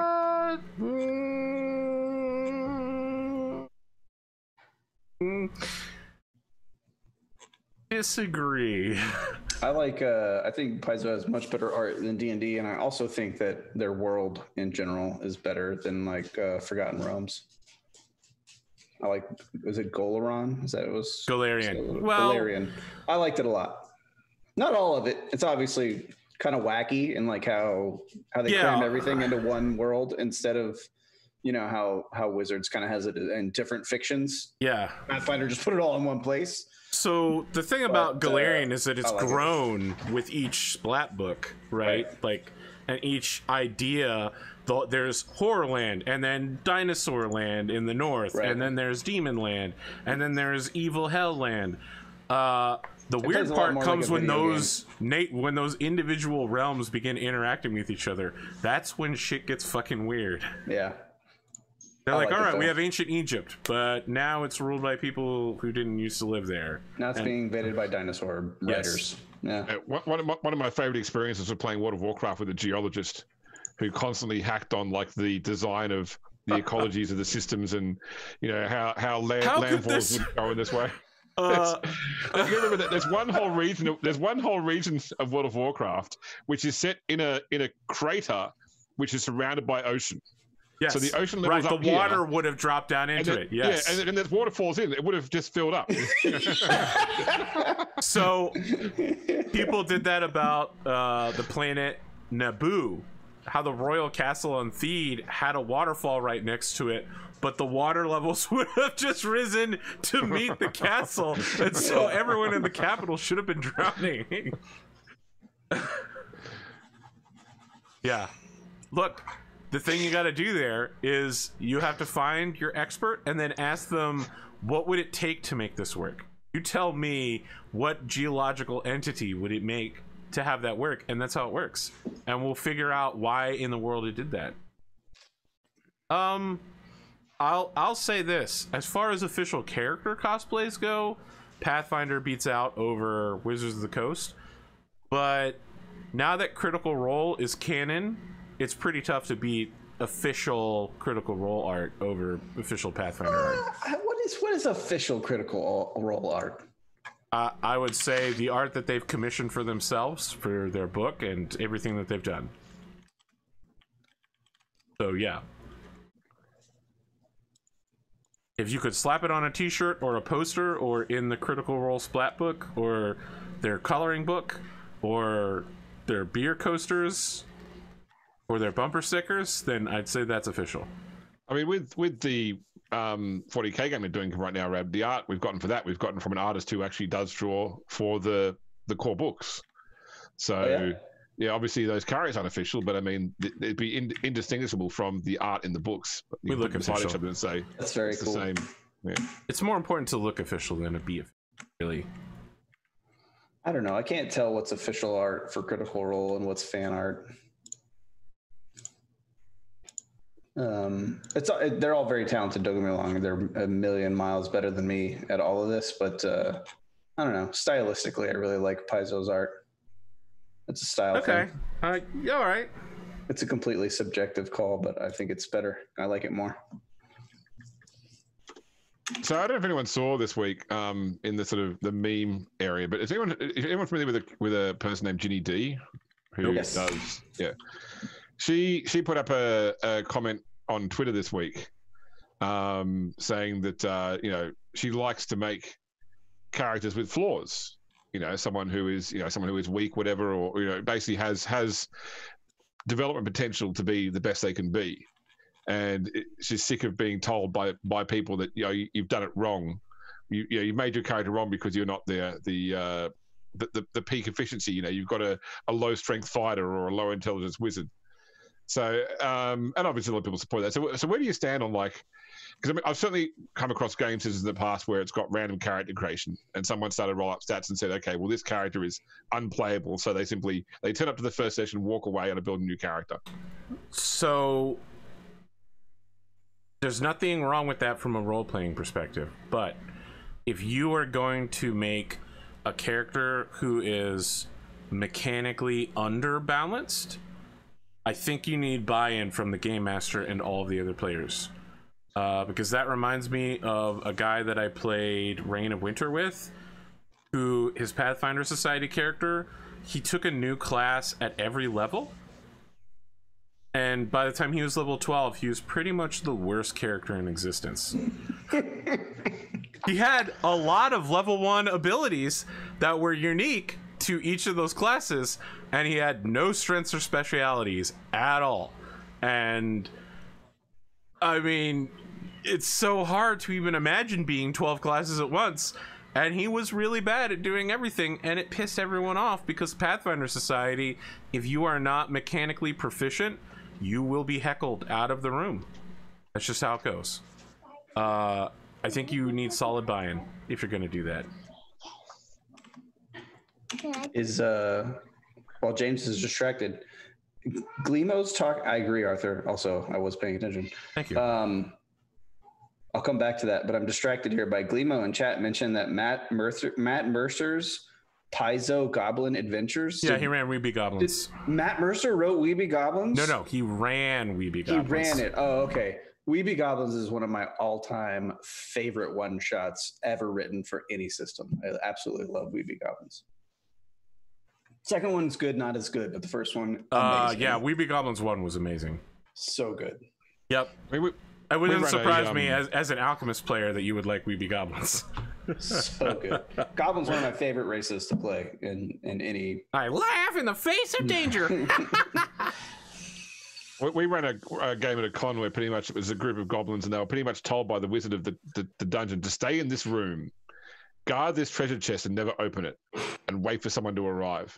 And that was sort of the setup, and then they could do what they want to do from that point onwards. But they were told to stay in the room, wait for adventurers to kill, don't touch a treasure chest, and they could sort of then go and do what they wanted. But that was the joke on like why are all these monsters standing around in a dungeon waiting for you to turn up to take their treasure. Yeah.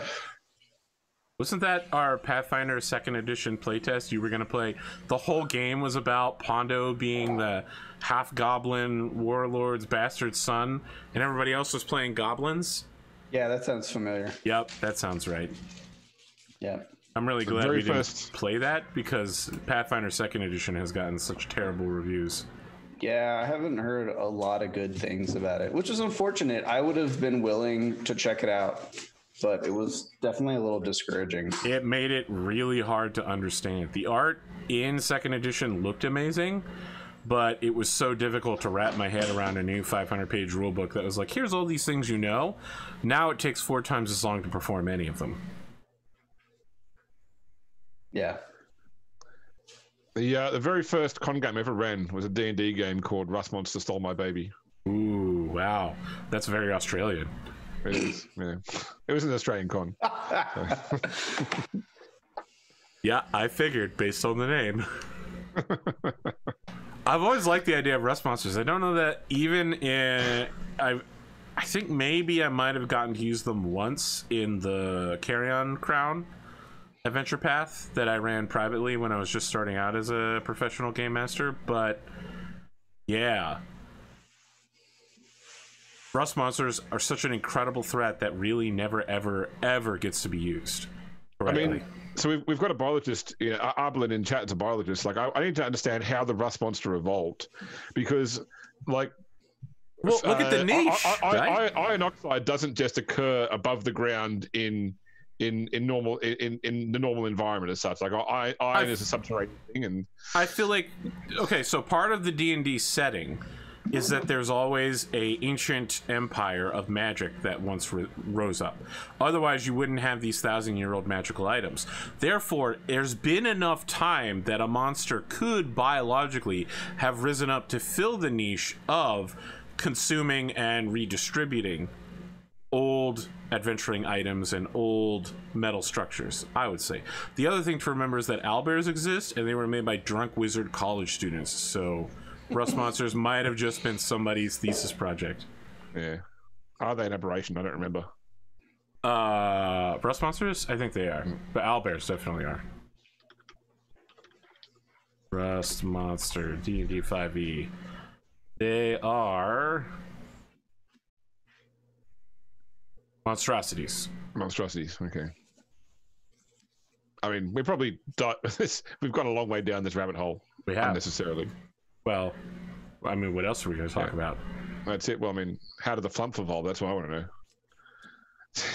I would point out that the flump no longer exists in 5e on a regular basis. I would say how the flump evolved or not doesn't matter because their species is extinct now, like a dodo bird.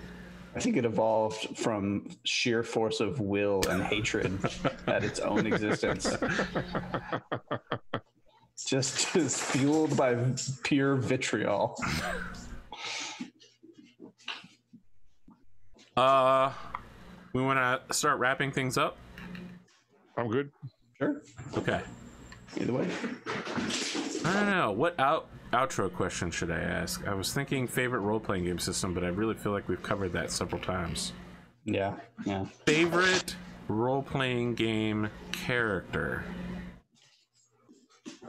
How about that one? A character that we've personally played? I'm just going to leave that open.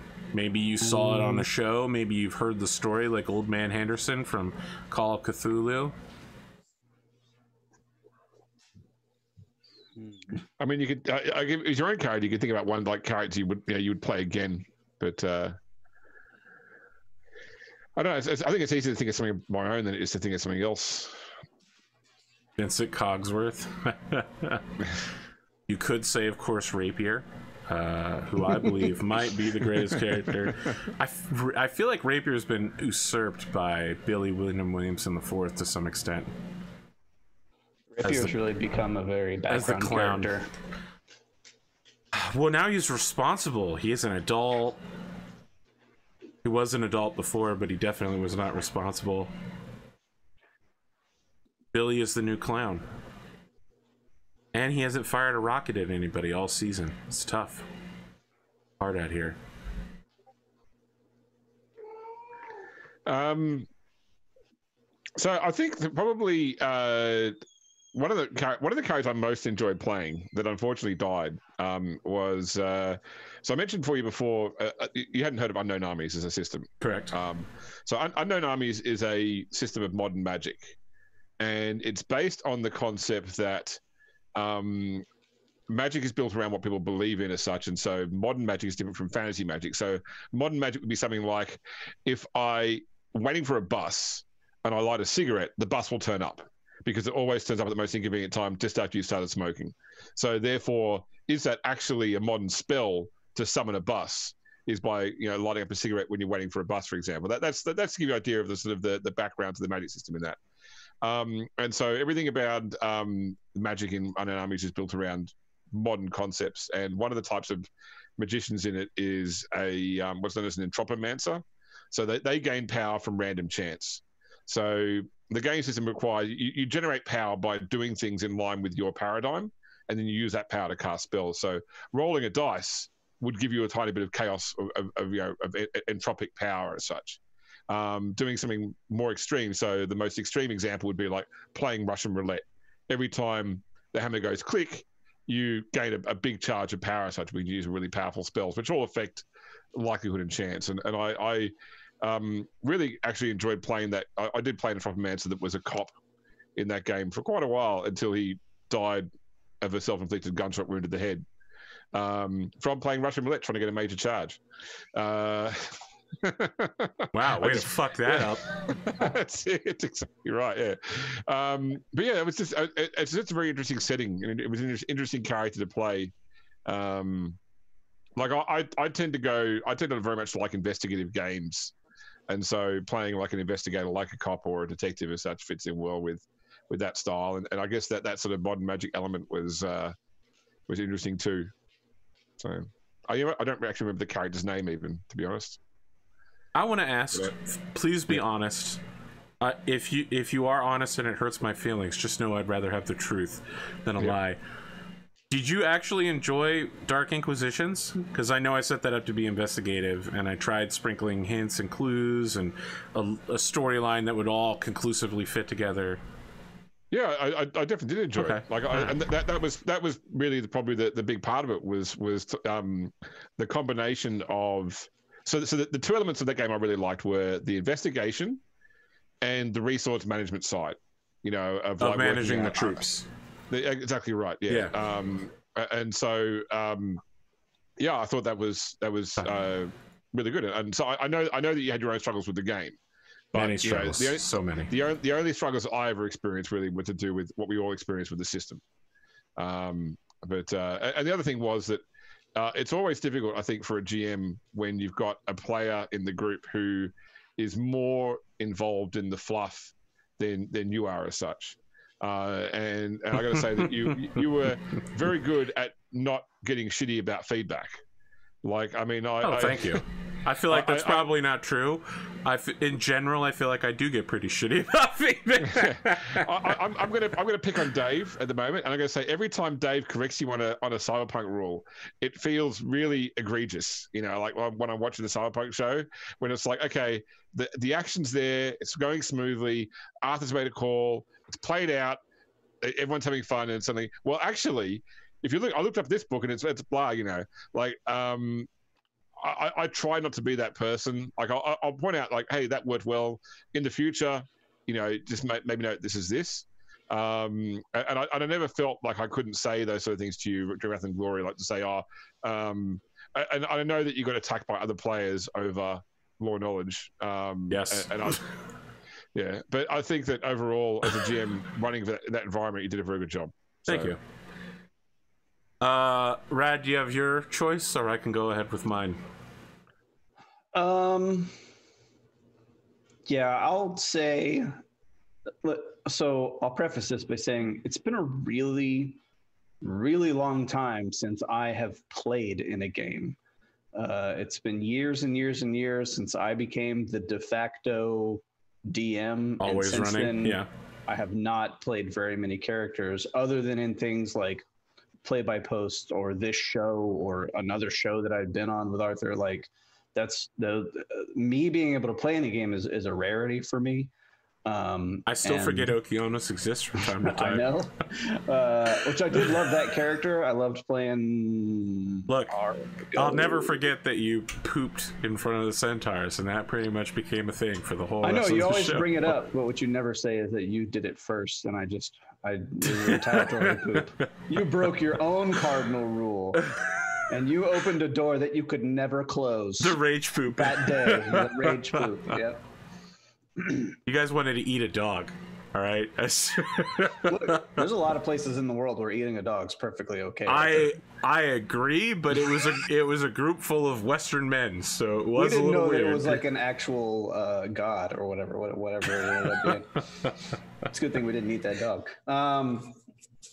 No, I mean, I'll refer back to my old Pathfinder character. He was a tiefling. His name was. He was like a mysterious stranger, sort of Western character. He had levels in gunslinger and alchemist.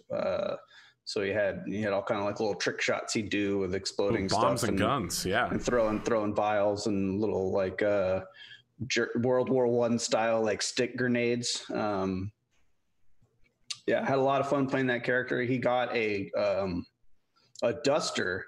Then I don't remember what the name of the item was, but it was a duster, and it constantly emitted dust, and it had a shark fin on it, and it allowed him to move through stone. So he could literally dive into stone, and the shark fin would stick out, and he could move at like a reduced rate, and he had to like hold his breath or something like that. And it could come out in other places, and it was incredible in dungeons because he could throw bombs and like pew pew pew people, and then like slide through the wall and come out in like a adjacent corridor and do all kinds of cool stuff. And I remember one of the coolest moments I ever did was we had a wizard in the party, and he ended up right in front of the big bad. That was like, it was definitely a one-shot situation. And what I did was I ran in. This is how my character died. I ran in. And I had to succeed at several like acrobatic dexterity checks and stuff to do this. But I ran in, whipping off my duster, threw it on the wizard gnome, and kicked him through the wall, leaving him on the other side of the wall and me in front of the big bad, which then KO'd me. Like I had like very few hit points left to begin with, but that fight was probably what pushes him over into being one of my favorite characters that I ever played. More recently, though, and I count these as separate characters because I feel like playing a tabletop role-playing game and playing a play-by-post are so different. They're very different experiences, so I feel like I have a favorite for each. In the play-by-post that I played, it's really kind of two characters, but they're the same character. I played kind of the same character twice, but I played a character named Cormac, which was a bugbear zealot barbarian in a play-by-post. And I think play-by-post is really interesting because it's kind of equal parts tabletop role-playing game and equal parts just an exercise in creative writing. Because what's fun about it is you can take your time and sort of curate like a response and this descriptive like cinematic narrative that you create that is describing the actions and emotions, or it's more than just dialogue, right? Like I feel like it's a really good exercise in creative writing, and that's why I really enjoyed writing that character, because for me it kind of broke the mold of class fantasy, right? Like I could basically play a paladin themed character as a barbarian, because it was a barbarian with like a lot of religious zeal, right? Like a paladin would classically have. So I don't know, that was enlightening, might not be the right word, but it was cathartic, I guess, sort of, to play that type of character, which are some of my favorite characters to play, are paladins, and as a different class was a lot of fun. And then finally, I have a third favorite. This would be my favorite character that I got to watch somebody else play. Was definitely Toby from Arthur's Star Wars series. It was one of my absolute all-time favorite performances as a role-playing character by Virgil. Was amazing. I'll go back and watch that several times between now and the time that I die, just because I'm really glad we managed to wrap up Toby's storyline in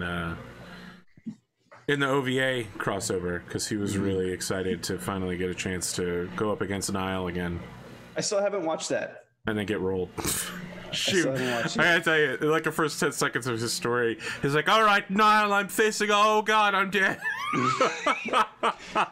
Yeah, I don't know. I haven't watched it, and that's been kind of a purposeful choice. I don't know. I almost prefer that for Virgil's story to be left unended, I guess. A certain part of me just don't want to see it end. Arthur, I want to ask a broad stroke question that relates to this favorite character thing, but would you like to do your one first, or should I ask the question first? Yeah. So in Rad's way of choosing multiple favorite characters, I'll say that the favorite character that I want to run but haven't been able to is Karatina. I want to ruin her life so badly.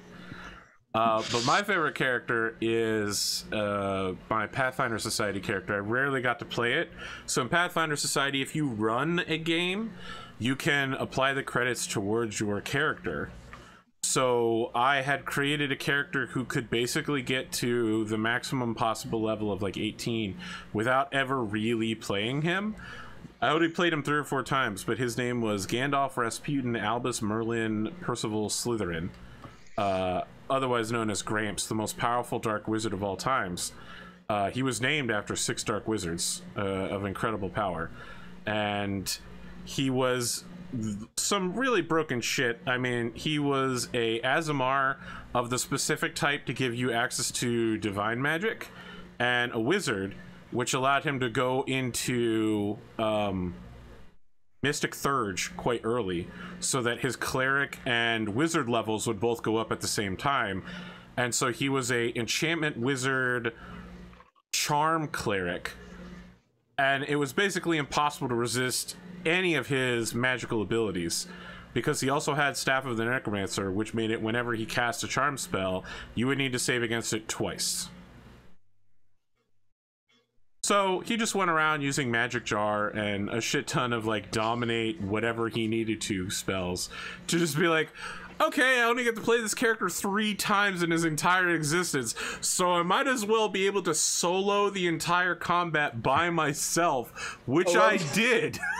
I love that your favorite character is a character you use to just ruin the DM's life. Like, that is the most Arthur shit I've ever heard. Listen, this is how Magic Jar works. You store your soul in a gem, and then you throw it into a room, and you get to start taking over anybody nearby. And so I was like, okay, listen, guys, I don't want to put you at risk. We're a little low on health. All of you stay here. Throw my gem into the next room. And I progressively started taking over bad guys and having them kill each other.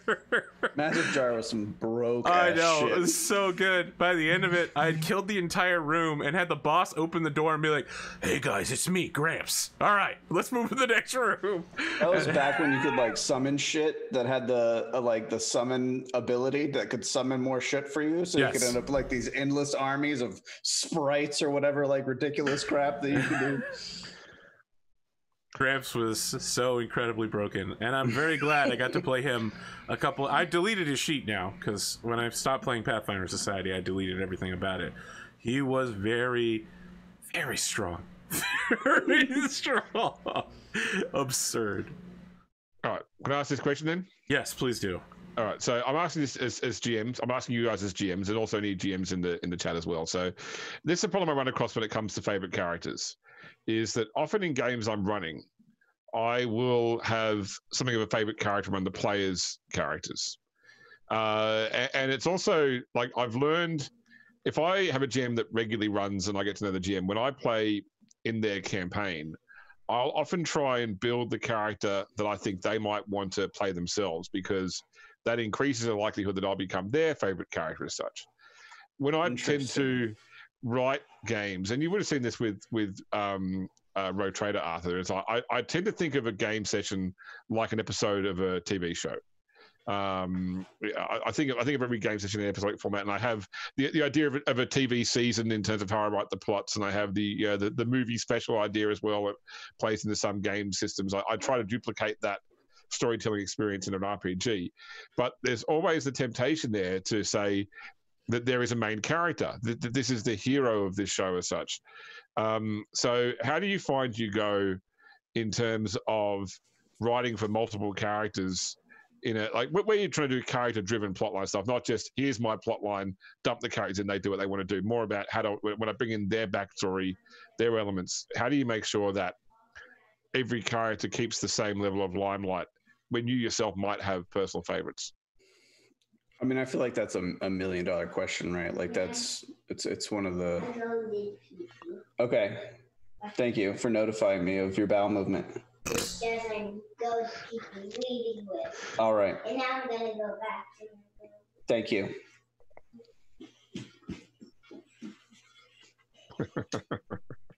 Good night. All right, now you see yourself on the camera and you just won't want to leave. Okay, bye. Good night, daughter. Good night. Yeah, so like I'm a little fortunate that I have I feel like my camera's having a hard time focusing. For the game that I'm running right now, and this is different for different games, but this is kind of my longest running one right now. I think we've been going for 4 years or so. I'm lucky to have a small party. It's only 3 people. So that, of course, the smaller the party size, the easier the juggling act is. But at the very beginning, when I presented them with my concept, right? I presented them 3 concepts. I was like, these are the 3 different games that I'm interested in running. Which one do you guys want to do? And we got together and we had like almost a 3-session long, like session 0, essentially, where we established what the setting was going to be. We established like the themes of the story that we were going to tell together. And then we established like their character concepts. And this was before character creation, but just their character concepts. Like, I want to play a science-oriented, like inquisitive, or whatever, right? Like they give me like their general concepts of the characters they want to play. And at the time, 2 out of 3 of them were brand new players, so they had no idea what the game system was like. We were just talking about stories we wanted to tell together that they were interested in being in. So from that point, it was probably almost 2 months before we could begin to play, because I took their character concepts and I wrote those into the stories to where each character's journey was intrinsically linked to the results of the campaign. So they were all the protagonists in their own stories. So instead of trying to figure out who is the main character, I basically took 3 campaigns and wove them together so that they would each be their own protagonist with their 2 sidekicks, depending on what leg of the journey they were on, what they wanted to focus on as a party at the time.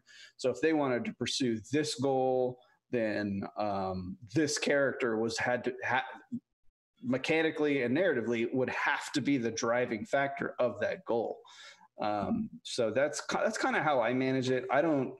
That may not be the most efficient way to do it, but that was the way that I made sure that this is my brother, my sister-in-law, and my wife. So like I had to make sure that there was an equity there in specialness, right?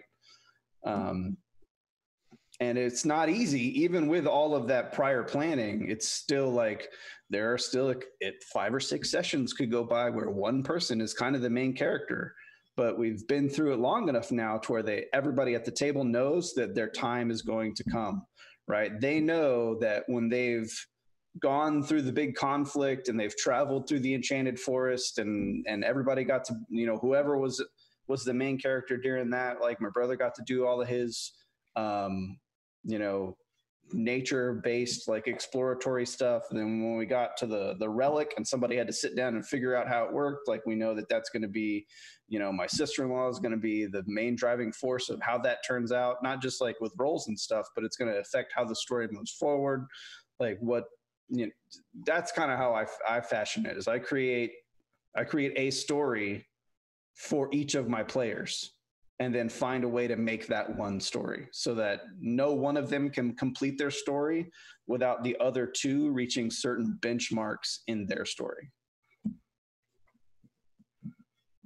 I feel like what I have to say would just be an echo of Raddosaurus, but I would say it in a different way.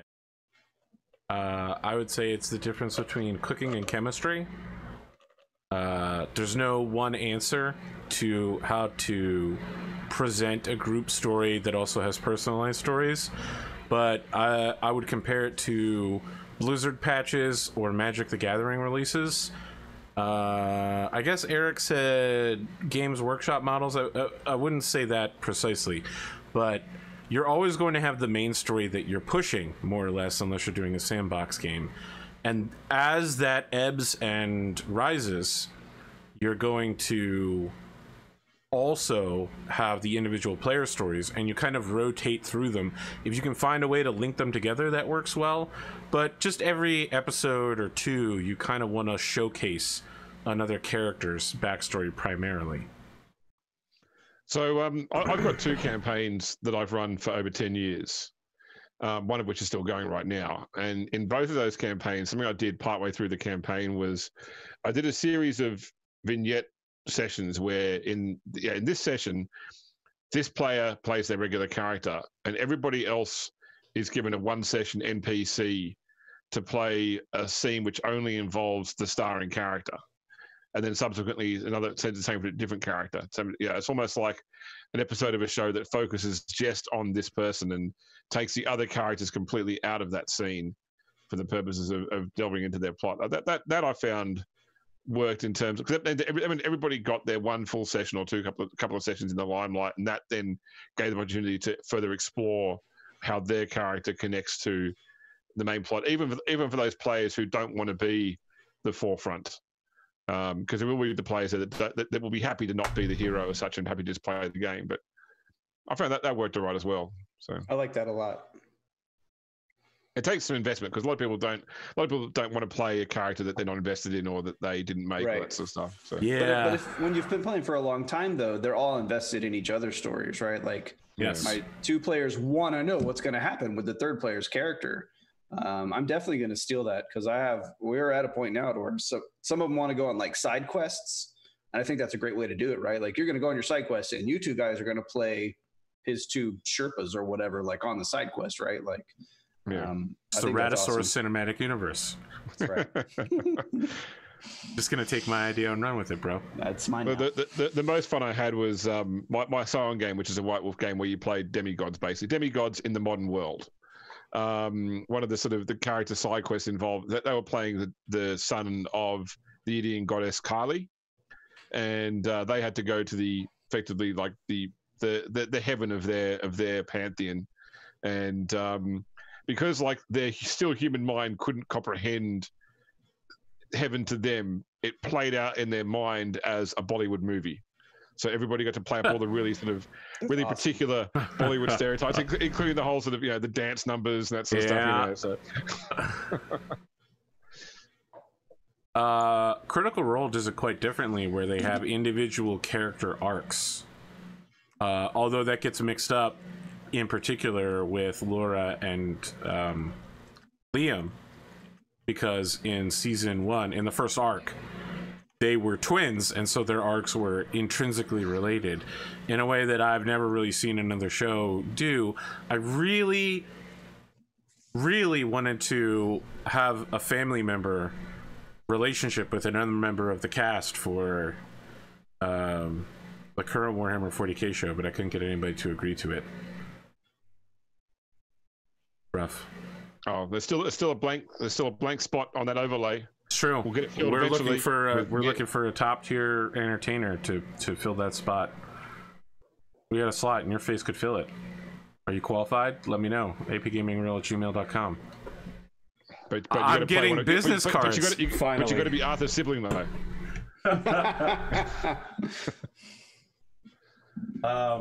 I'm finally getting AP Gaming Real business cards. Nice. Can we do like the whole American Psycho scene where you go through like, you know, it's ivory, you know, with no gold. Yeah. I love that scene in that movie. They're not really that good. They're just really basic. Have you seen the YouTube video where they've replaced the cards with Pokemon cards? So it's the exact same scene. So just added the Pokemon though. cards over the top. I swear I've seen like where they've replaced it with other stuff, but I don't think I've ever seen it with Pokemon cards. That sounds amazing. That movie is such a fucking trip. All right. We were doing outros. Stress the word artist. But we spent another 40 minutes doing outros. Our outros are longer than our intros normally are. I'm AP Gaming Real, and I guess at some point I'm gonna need to shave. Or visit a hairdresser. I don't know. Is 2021 too soon? I need somebody to clean this bad boy up. Rad, who are you? Where can people find you? Raddosaurus, and I can do this. My God, it's like people who put an arrow through both ends of their ears. Yeah, I know. I'm Raddosaurus. I enjoyed hanging out and talking with everybody tonight, and I'm excited to play some more Battletech next week. So that's mostly where you can find me. You could also holler at me on Arthur's Discord, and I'll holler back at you. And yeah, that's it, really. Go watch Norseman so that you know what I'm talking about when I talk about it next week. So yeah, that's it. Good times. Or alternatively, if you don't want to watch two men peeing in the mouth of a third man, don't watch Norseman. I mean, that is an option. It's an inferior option, but it's not. I'm sorry, that's as far as I can go. I can't meet you halfway on that show. I'm right at the borderline. That's such an interesting thing that I feel like you've done that. That's like a thing that you do. Like you'll start a show, and you'll hit a scene in that show. I'll be like, wow, that was fucking awful. You're just done. Yes, that's interesting. I don't know. Look, that's not some people get very attached to things. I don't. I'm just like, all right, well, that's good. That's it for me. I think that's good. I always think it's a great quality when people can just cut bait. And like sometimes I wish I could do that more often. Most people are like, do you have emotions, Arthur? Are you a sociopath? And I'm like, no, I have empathy, bro, but I'm not that attached to this. Not in the way that I am with Fate Grand Order. If someone was like, Arthur, you have to delete Fate Grand Order off your phone, I'd be like, no, the precious. It's my phone. Stay away from it. I get it. James. I am GrimdarkJames of the Grimdark Podcast. I've got a new episode which we've recorded and it's going to go up on Saturday, where I try to pull out the fandom and the hobby and talk about all the recent shenanigans with Games Workshop from a purely business analyst perspective. I try to put on my marketeer's hat and think about how I think the business works on the back end and why they did what they did and how I would have done it differently without trying to be a hobbyist or a fan of their product.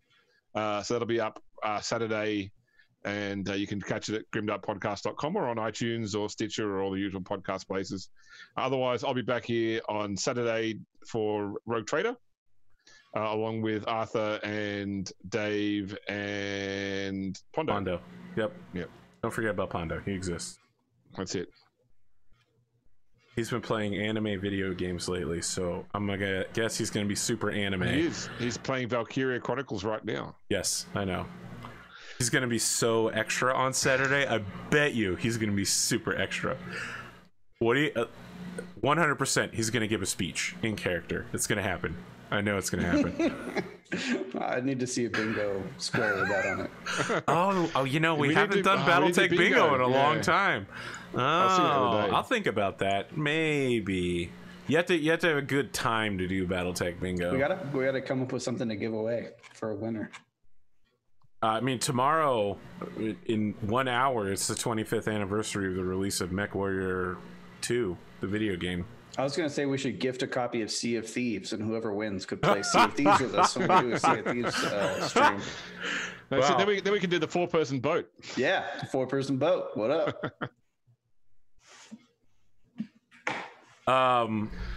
Yeah, maybe. Interesting. I'll think about that. That's not a terrible your plan. Battletech idea is probably a lot better, but this is off the top of my head. Hey, don't forget, I did that setup with you where we had the randomly generated battlefields and mech battles. Yes, we could have played that tonight, as far as I'm concerned. We could have, but Pondo wasn't here. Oh yeah. So we're still going to do a grinder at some point. Yeah. Yep. Well, listen, you can do all the grinder that you want, but not the app. Yeah, I was gonna say you can do all the grinder you want. I'm not gonna join you in that, but you know, I'm halfway through downloading Sea of Thieves, just so you know. I'll be ready by next Thursday. Holy shit, that's really bad. I never claimed to have good internet. That's for sure. Yeah. I was downloading it, and then Arthur's video started to lag, so I think I better pause it before. Yeah. That's rough. I like having really good internet, but of course you pay quite severely for it. Yeah, I can't justify it quite. Yeah, I understand. Boy, college internet. On the weekends it was great, but on any day of the week it was fucking awful. My school had fiber.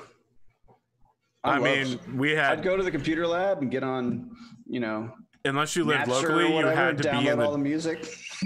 Unless you lived in the city, you had to live at the dorms. So everyone would go home on the weekend. And the week was a nightmare. Everyone was downloading everything all the time. I lived in the dorms. I still went home during the weekends. Gotta wash your clothes somewhere, bro. In the dorms. At the laundry machines. Oh, no. That's how you lose clothes. Only if you're a fool.